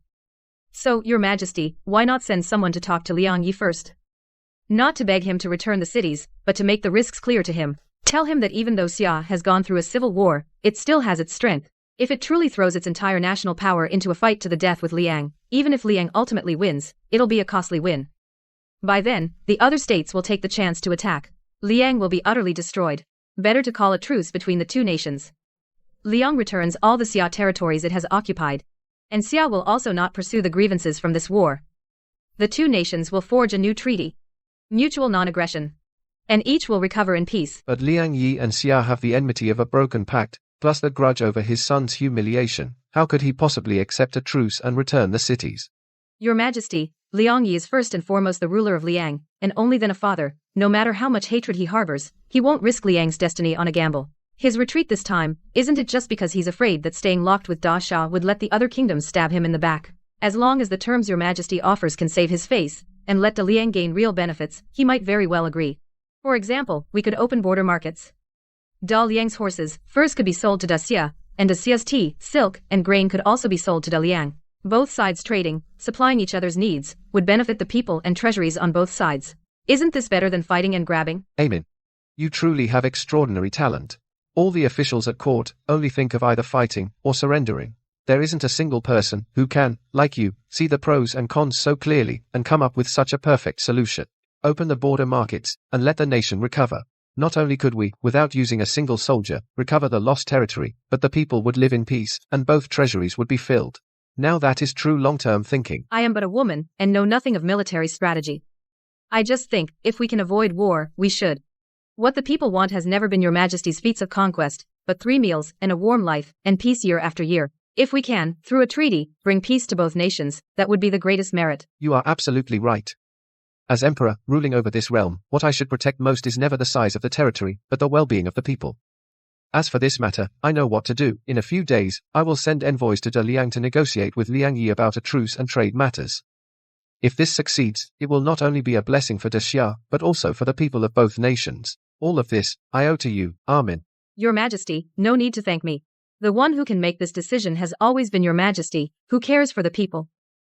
I only hope that from now on there will be no more war at the borders, that the people can live and work in peace, that your Majesty will suffer fewer campaigns, and enjoy more peaceful days.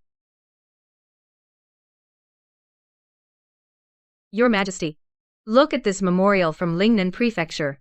It says there's been a 3-year drought. Last year, we finally got a few rains. The That fields harvest, produced though. a harvest, was followed by Su Qingqing's order to exempt the local taxes. All the collected grain was moved into her private treasury. Now the treasury is completely empty. The people still have nothing to eat. Many have turned to banditry. And then there's Jiangbei Prefecture. There was a flood. The levees were destroyed. Vast stretches of prime farmland were flooded. The local officials were exiled by Su Qingqing. The new officials haven't arrived yet. There's no one to oversee disaster relief, no one at all. Your Majesty, please calm down. You'll ruin your health. It's not worth it. What's done is done. What matters most now is to find a solution quickly, to solve the people's livelihood problems. The people are innocent. They've suffered so much. They're just waiting for your Majesty to bring them justice. Your Majesty, there's always a way. The treasury has no grain. Then Isteri. Then we'll gather it bit by bit, a little at a time. In the end, we'll have enough grain for relief. First, the palace's expenses. Can we cut back on those first? Your Majesty's meals, the harem's expenses, and the allowances for each palace can all be saved. The resources of my Fenji palace, along with everything I've saved over the years, can be converted into grain and sent to the disaster areas. No. Absolutely not. I already owe you so much. How could I let you use your own personal savings for disaster relief? And cut your allowance too? You are to be my empress. How can you live so frugally? As for the palace's expenses, even if we cut back, we can't touch your allowance. Your Majesty, what times are these? And still you care about such material things? I'm not someone who craves wealth and glory. Back in Nanzhou, I lived on plain tea and simple meals. Now it's just a matter of cutting back a bit. What does that matter? Compared to the people in the disaster zone, who have no food, and are homeless, I have a roof over my head, and enough to eat. That's already a great blessing. Besides, Your Majesty is the Emperor of Daxia. And I'm the one you'll make Empress. Your people are suffering. How can I stand by and do nothing? This isn't just Your Majesty's business. It's a matter for both of us. And for all of Daxia. Amin. To have a wife like you, I am truly blessed in this life. All right. I promise you. The palace's expenses, from this day forward, will all be halved. My imperial meals, from dozens of dishes a day, will be cut to 3 dishes and a soup. Everything unnecessary will be cut. The money and grain saved will all be sent to the disaster area. Your reminder, I accept it on behalf of the disaster victims. Once the treasury is full, I'll repay you 10-fold or 100-fold. You flatter me, Your Majesty. What's all this about repayment? As long as the people are helped, I'll be satisfied. Besides the palace expenses, there are also the corrupt officials whose homes were seized by Su Qingqing. The valuables seized from their homes, gold, silver, and jewels, grain and farmland, couldn't they all be confiscated for disaster relief? These things were originally the people's sweat and blood. Since they were taken from the people, they should be used for the people, and that is only fitting. You're right. I've already set things in motion. Those who followed Su Qingqing and helped her do evil officials and noble families all had their assets confiscated and their grain shipped to the disaster areas. Gold and silver were turned into supplies to repair the dikes in Jiangbei, and settle the refugees also. The officials exiled by Su Qingqing, many of them know agriculture and are skilled in flood control. I've already sent riders at full speed to summon them back and send them to the disaster areas to lead relief and reconstruction. They know the local situation, so they'll surely get twice the results with half the effort. Your Majesty's arrangement couldn't be better, but there's one more thing I'd like to mention to Your Majesty. The people in the disaster areas, what they lack most right now is food and shelter. But once the disaster passes, what they'll need most is the means to make a living if we just give them food once it's gone. Better yet, while we're at it, we can allocate them land-exempt taxes and give them their own livelihoods. Only then can we solve the root problem. You've thought further ahead than I have. I've already thought it through. All the people in the disaster areas, every one of them can receive government land. Within 3 years exempt from all taxes. If a family lacks oxen and seeds, the government will provide them uniformly. Once they have a harvest, they can slowly repay with no interest. Also, the dikes in Jiangbei and the canals in Lingnan. I plan to take this opportunity to mobilize the refugees to build them. The government will provide meals and pay wages. This way we can repair the waterworks and prevent future disasters, while also giving refugees work to do and a way to earn money, so they won't turn to banditry and disrupt public order. Your Majesty's approach truly achieves multiple goals at once. Once people have land and work and hope, naturally, they won't rebel again. And the people's hearts will be settled. With the people settled, the realm of Daxia will be stable. Indeed, water can carry a boat but also capsize it. I used to always think as long as the court is stable and the borders are at peace, the realm is stable. After that whole mess with Su Qingqing, I finally understand. The foundation of this realm has never been the civil and military officials at court nor the dragon throne in the Golden Hall, but the common people of the world. When the people live well, the realm can be stable. If the people can't make a living, even if I sit on the dragon throne, I won't hold the realm for long. Your Majesty understanding this truth is the greatest blessing for the people of Daxia. I believe with your Majesty's measures the people in the disaster areas will soon live stable lives. The livelihood of Daxia will also soon recover. It will. I promise you, and I promise the people of the world, I will use 3 years to make the people of Daxia all well-fed and well-clothed, settled and content in their work. Never again suffer the pains of war and famine. This river is hard to navigate. But with you by my side, I fear nothing.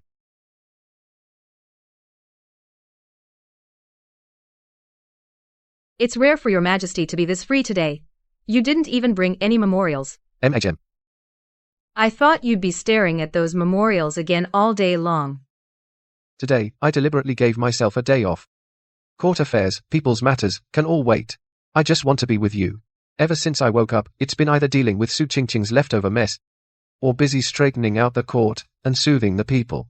I haven't even talked to you properly, let alone spent time with you properly. I've been neglectful. Your Majesty is the ruler of the realm, so of course, state affairs come first. How could I blame you? Being able to, like this, quietly sit with you and talk. I'm already content. Speaking of which, the first time I saw you was also in Nanzhou, the place where I met Su Qingqing, exactly the same. At that time, you were also being bullied by some thugs, hiding in the alley in ragged clothes, crying like a little kitten. Back then, I thought, how could there be a girl so heartbreakingly adorable? You've got some nerve saying that, Your Majesty.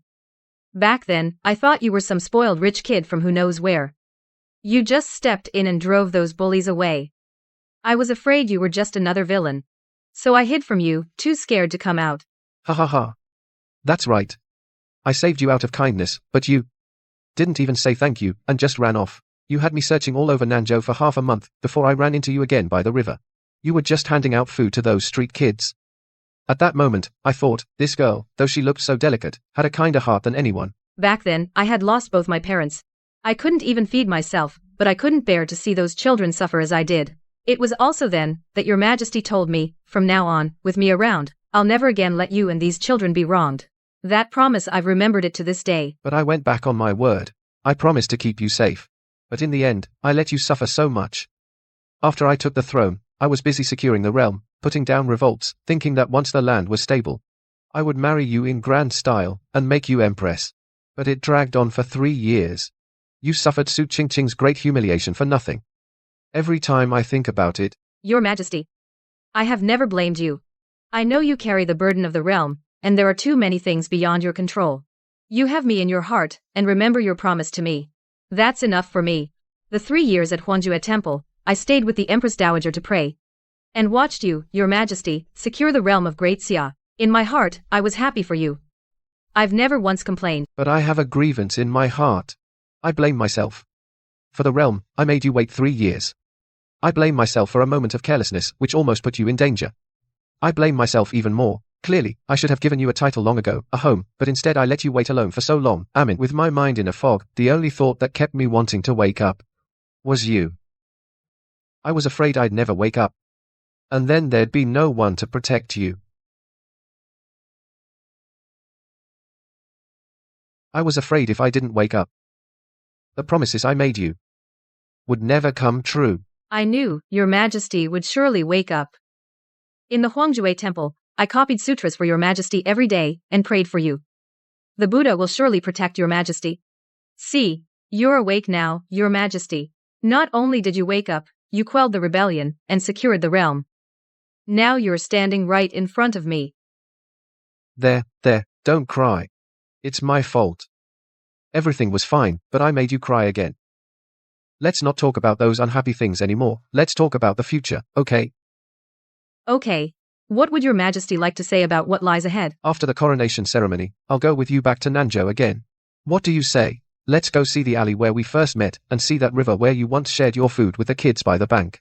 Let's go see the misty rain of Jiangnan, the apricot blossoms in spring rain, the small bridges and flowing streams, just as we promised back then.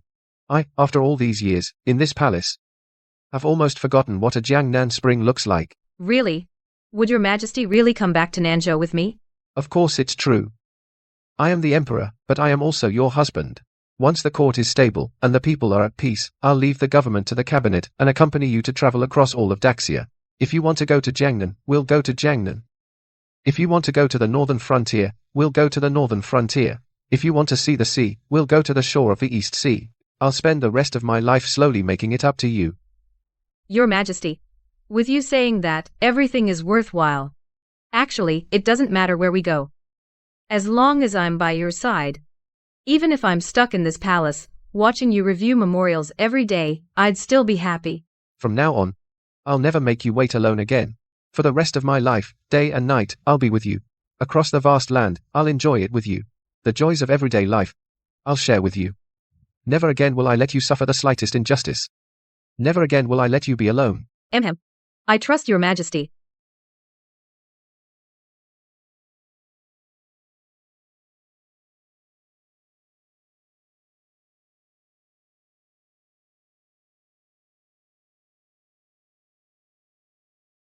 Your majesty, the ceremony's protocol is far too extravagant. Just the phoenix crown alone uses 300 eastern pearls and 50 taels of pure gold. And this phoenix robe needs fine cloud brocade. It takes embroiderers 3 months to finish. And the procession, the banquets, and rewards.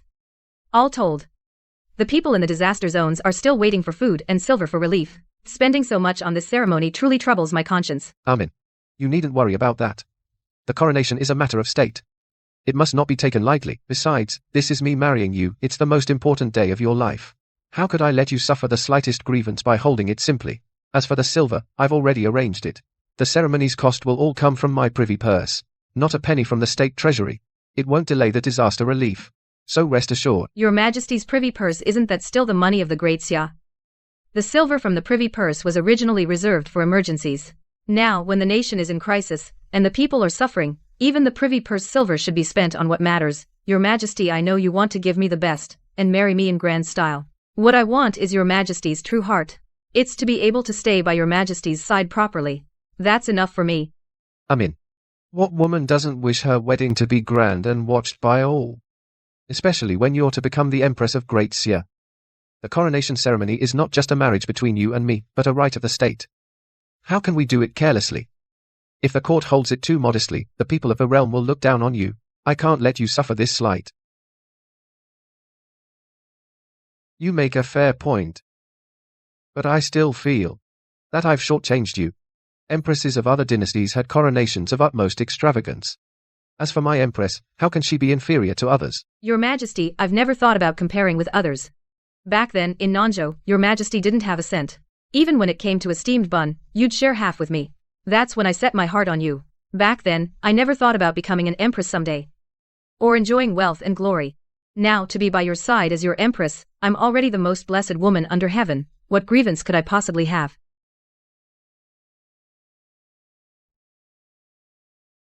All right. Then tell me, this ceremony. How do you want it done? I'll do as you say. Whatever changes you suggest, we'll make them. First, the phoenix crown and robe needn't be so luxurious. Use fewer eastern pearls and less pure gold.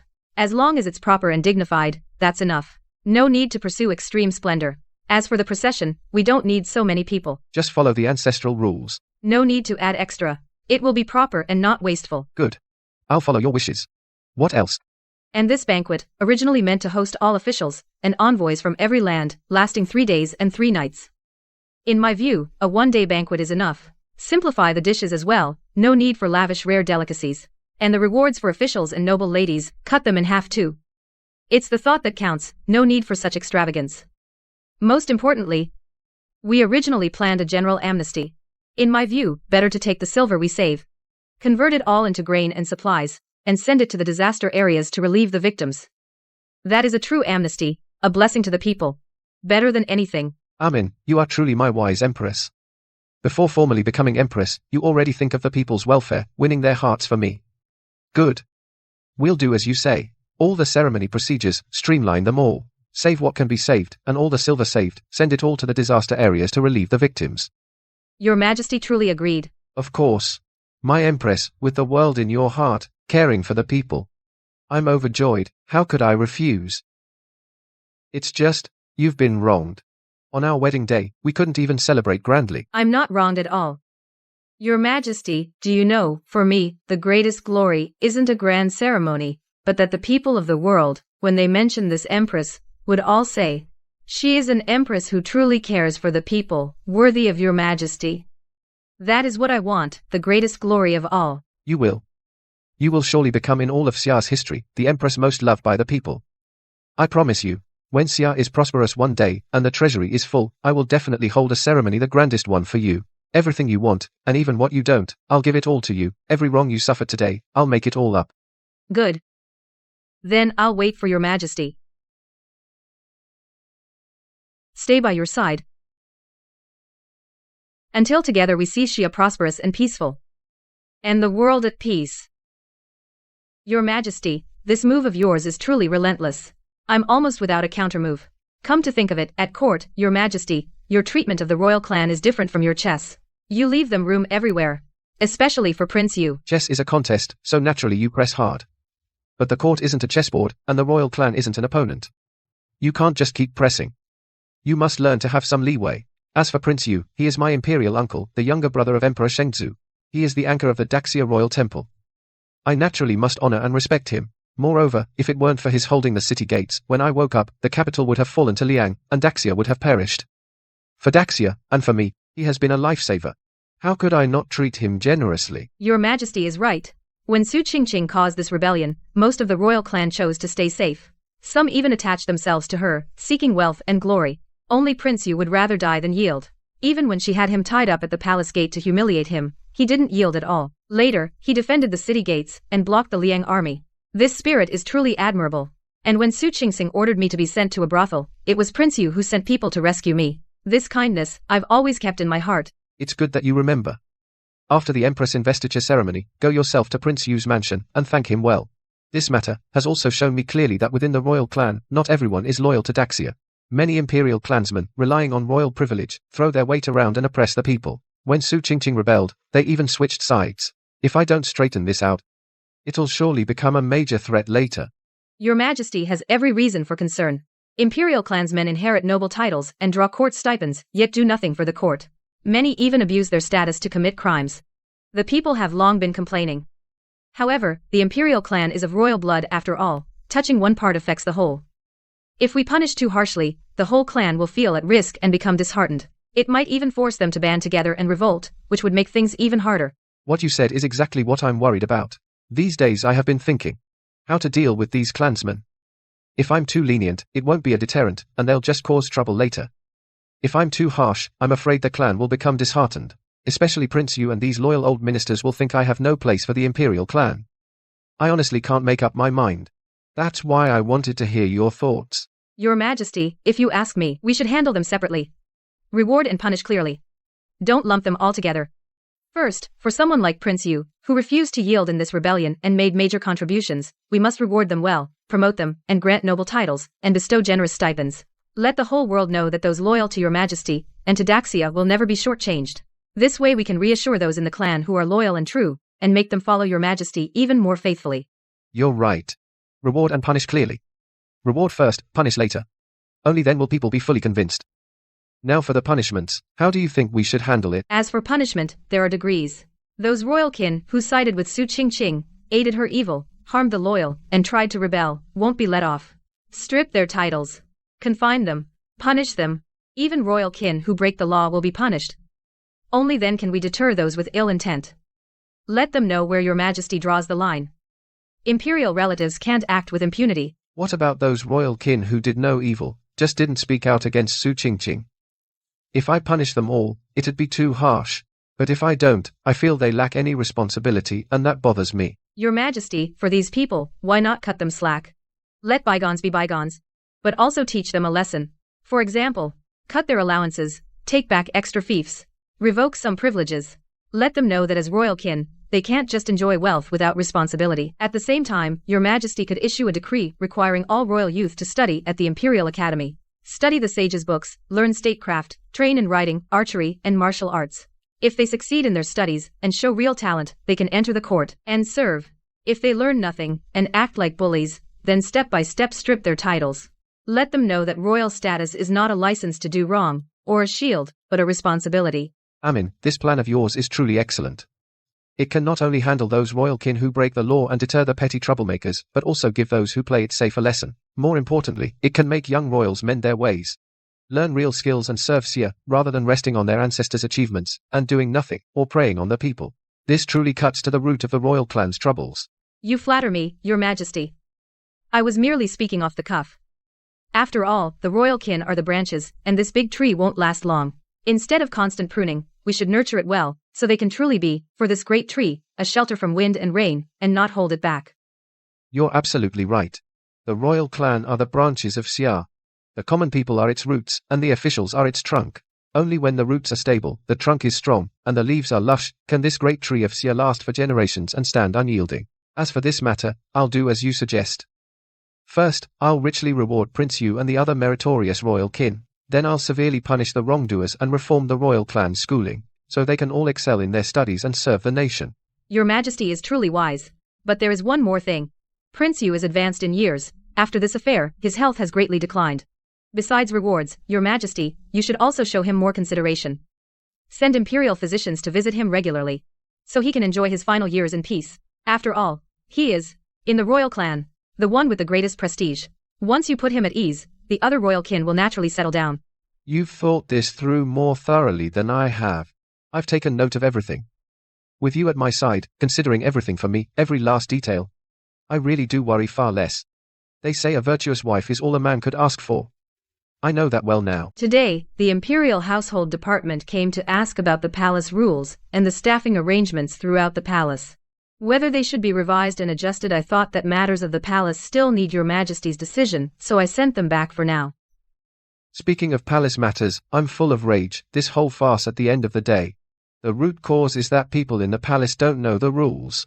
They fawn over the powerful and shift with the wind. That dog of a eunuch, Xia, just because I said, send her to the Empress's chambers, he dared to take a merchant's daughter and present her as the Empress.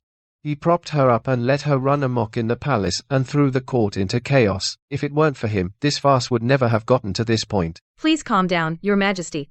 Eunuch should truly deserves death, as your majesty's personal steward not only fails to distinguish right from wrong, but also helps the wicked and has thrown the palace into utter chaos. He truly deserves severe punishment. However, now he's already locked in the imperial prison. How does your majesty plan to deal with him? I originally thought to execute him by 1,000 cuts to satisfy my hatred, but then I thought again, although he is a scoundrel, but ultimately it was because he misread my command and took it the wrong way, and he was too eager to curry favor, which led to this grave mistake. It wasn't that he truly intended to rebel. Besides, while I was unconscious, although he was promoting Su Qingqing, he also secretly protected many loyal officials and sent letters to the Empress Dowager and you, so it can be said, he still has a shred of conscience, so I've been hesitating about how to handle him. If your majesty can remember this tiny bit of goodness that is truly benevolent. In my opinion, Eunuch Shah's crimes are monstrous. A death sentence is unavoidable, but he can't escape suffering either. Death by 1,000 cuts, however, is too cruel. Why not sentence him to immediate beheading and give him a quick death? That would also be for those he killed, a way to see justice done. As for his family, those who didn't participate in his crimes should not be implicated. Exile them to the frontier, never to return to the capital. That should be sufficient. Very well. I'll do as you suggest. Immediate beheading, no implicating his family. That gives him the punishment he deserves while preserving my reputation for mercy. Speaking of which, in this palace, eunuchs and maids who, like Eunuch Shah, are sycophantic and don't know the rules. There are still many. I'm thinking of using this opportunity to revise the palace rules so that such scandals don't happen again or even lead to disaster. Your Majesty, this idea is well timed. The rules of the palace indeed need to be well reorganized. Su Qingqing could act with impunity in the palace. Besides eunuch Xia's indulgence, it was also because the palace rules had become lax. The eunuchs and maids only recognized the jade pendant and not the rules. They only looked at power and couldn't tell right from wrong. That's how she exploited the loophole. If the palace rules were strict and clear, and everyone acted according to the rules and knew their place, it would have been completely impossible for such a big incident to occur. You're absolutely right.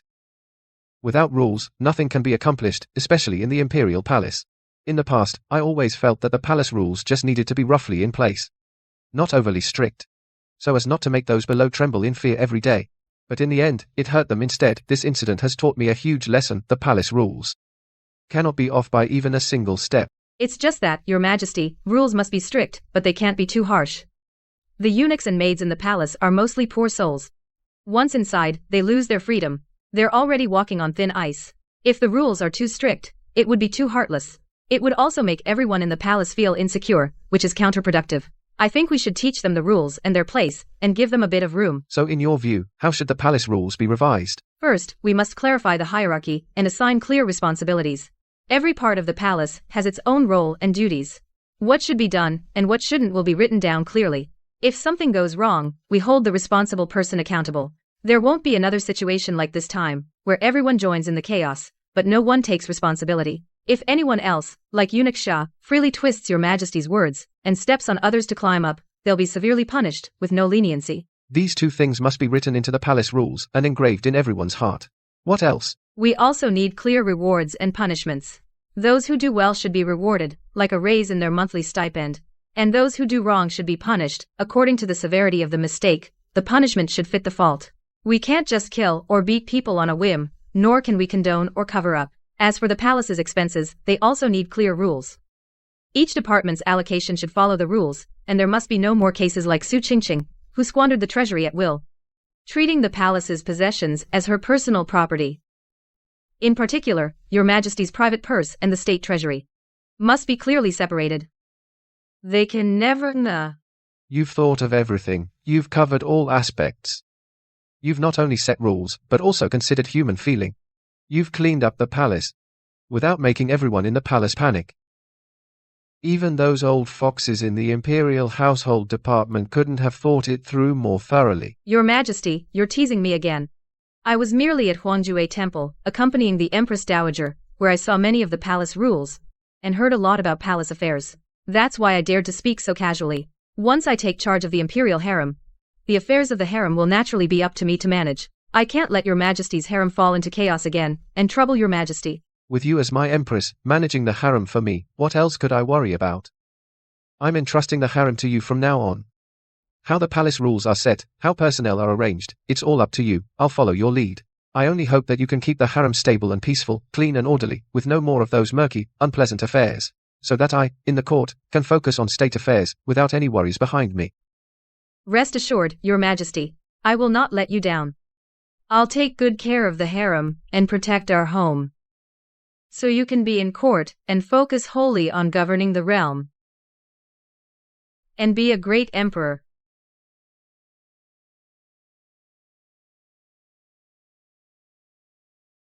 Amin, look, this is a memorial just sent from the Ministry of War.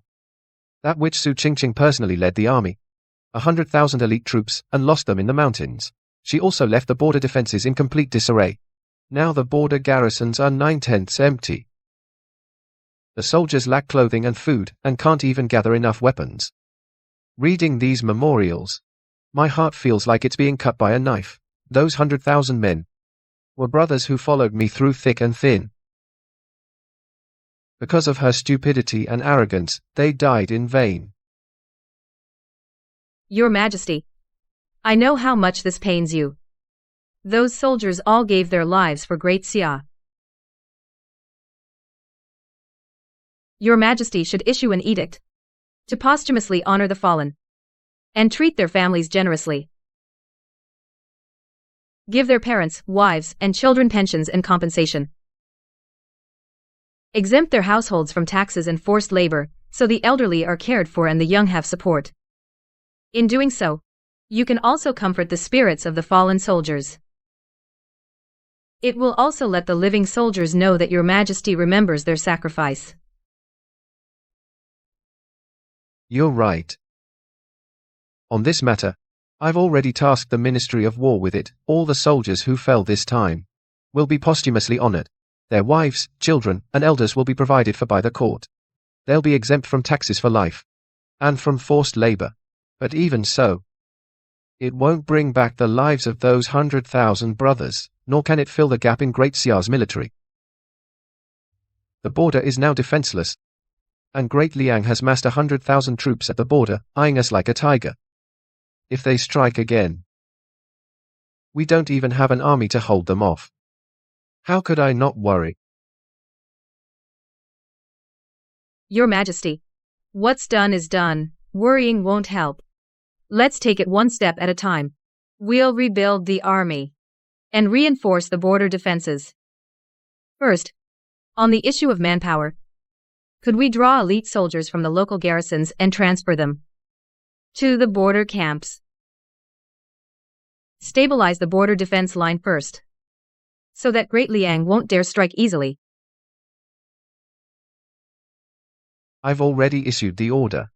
From the local garrisons I'm moving 30,000 elite troops to the border under General Sun's command to hold the line for now. But the best of those garrison troops were mostly taken by Su Qingqing and lost in the mountains. The rest are mostly raw recruits who've never fought. Well, their fighting strength is limited. They can barely hold the line. To stop the Great Liang army, that's far from enough. Besides, conscription is no easy task. After Su Qingqing's misrule and the border wars, people have grown wary of enlisting. Those willing to serve are few and far between. Your Majesty, the people aren't unwilling to enlist, they're just afraid. They're afraid that like those 100,000 troops, they die in vain. They fear that even if they die, their families will be neglected. Now that your Majesty has decreed to care for the families of fallen soldiers, if this decree is proclaimed to the entire realm, and everyone knows that serving the country in battle won't go unrewarded by your Majesty, even if they die in battle, their families will be well cared for by the court. Naturally, they'll be willing to enlist. Moreover, if a family has a man join the army, their family's taxes and labor service will be exempted. Those who render distinguished service will not only receive rewards but also be granted official positions and noble titles, bringing glory to their families. In this way, the people will naturally be willing to send their sons to enlist. You're absolutely right. What people fear is not dying in battle, wrapped in horsehide, but dying for nothing. And after dying, their families would have no one to rely on. I just need to give them a guarantee they can trust. Let them know that those who serve the country will never be shortchanged by the court. Then naturally they'll be willing to enlist. As for this matter, tomorrow I will have the Ministries of Rights and War jointly issue a public notice and spread it across the land. You will be the one to ensure all the people know. Beyond troop numbers, the soldiers' grain and weaponry must be provided as well. The military reports say the border troops lack even winter cotton coats. You say that in this world, how could there be someone like Su Qingqing? I merely gave her a jade pendant and granted her a position as a palace maid. How dare she get so bold as to impersonate the Empress and even ascend the throne as Empress, throwing the entire kingdom of Daxia into complete chaos and finally betraying the country for glory, opening the path for the enemy army, nearly bringing ruin to all of Daxia. To this day, I still can't figure out where she got such nerve and such ambition. Your Majesty, if you ask me, her nerve wasn't there from the start. It was fed step by step. Her ambition wasn't there at first either. It was coaxed out by others' flattery and the power in her hands, bit by bit. At first she was just a merchant's daughter forced into marriage. Your Majesty saved her and gave her a jade pendant. At that time, the most she did was harbor fantasies. Thinking your majesty fancied her. Wanting to become a consort in the palace.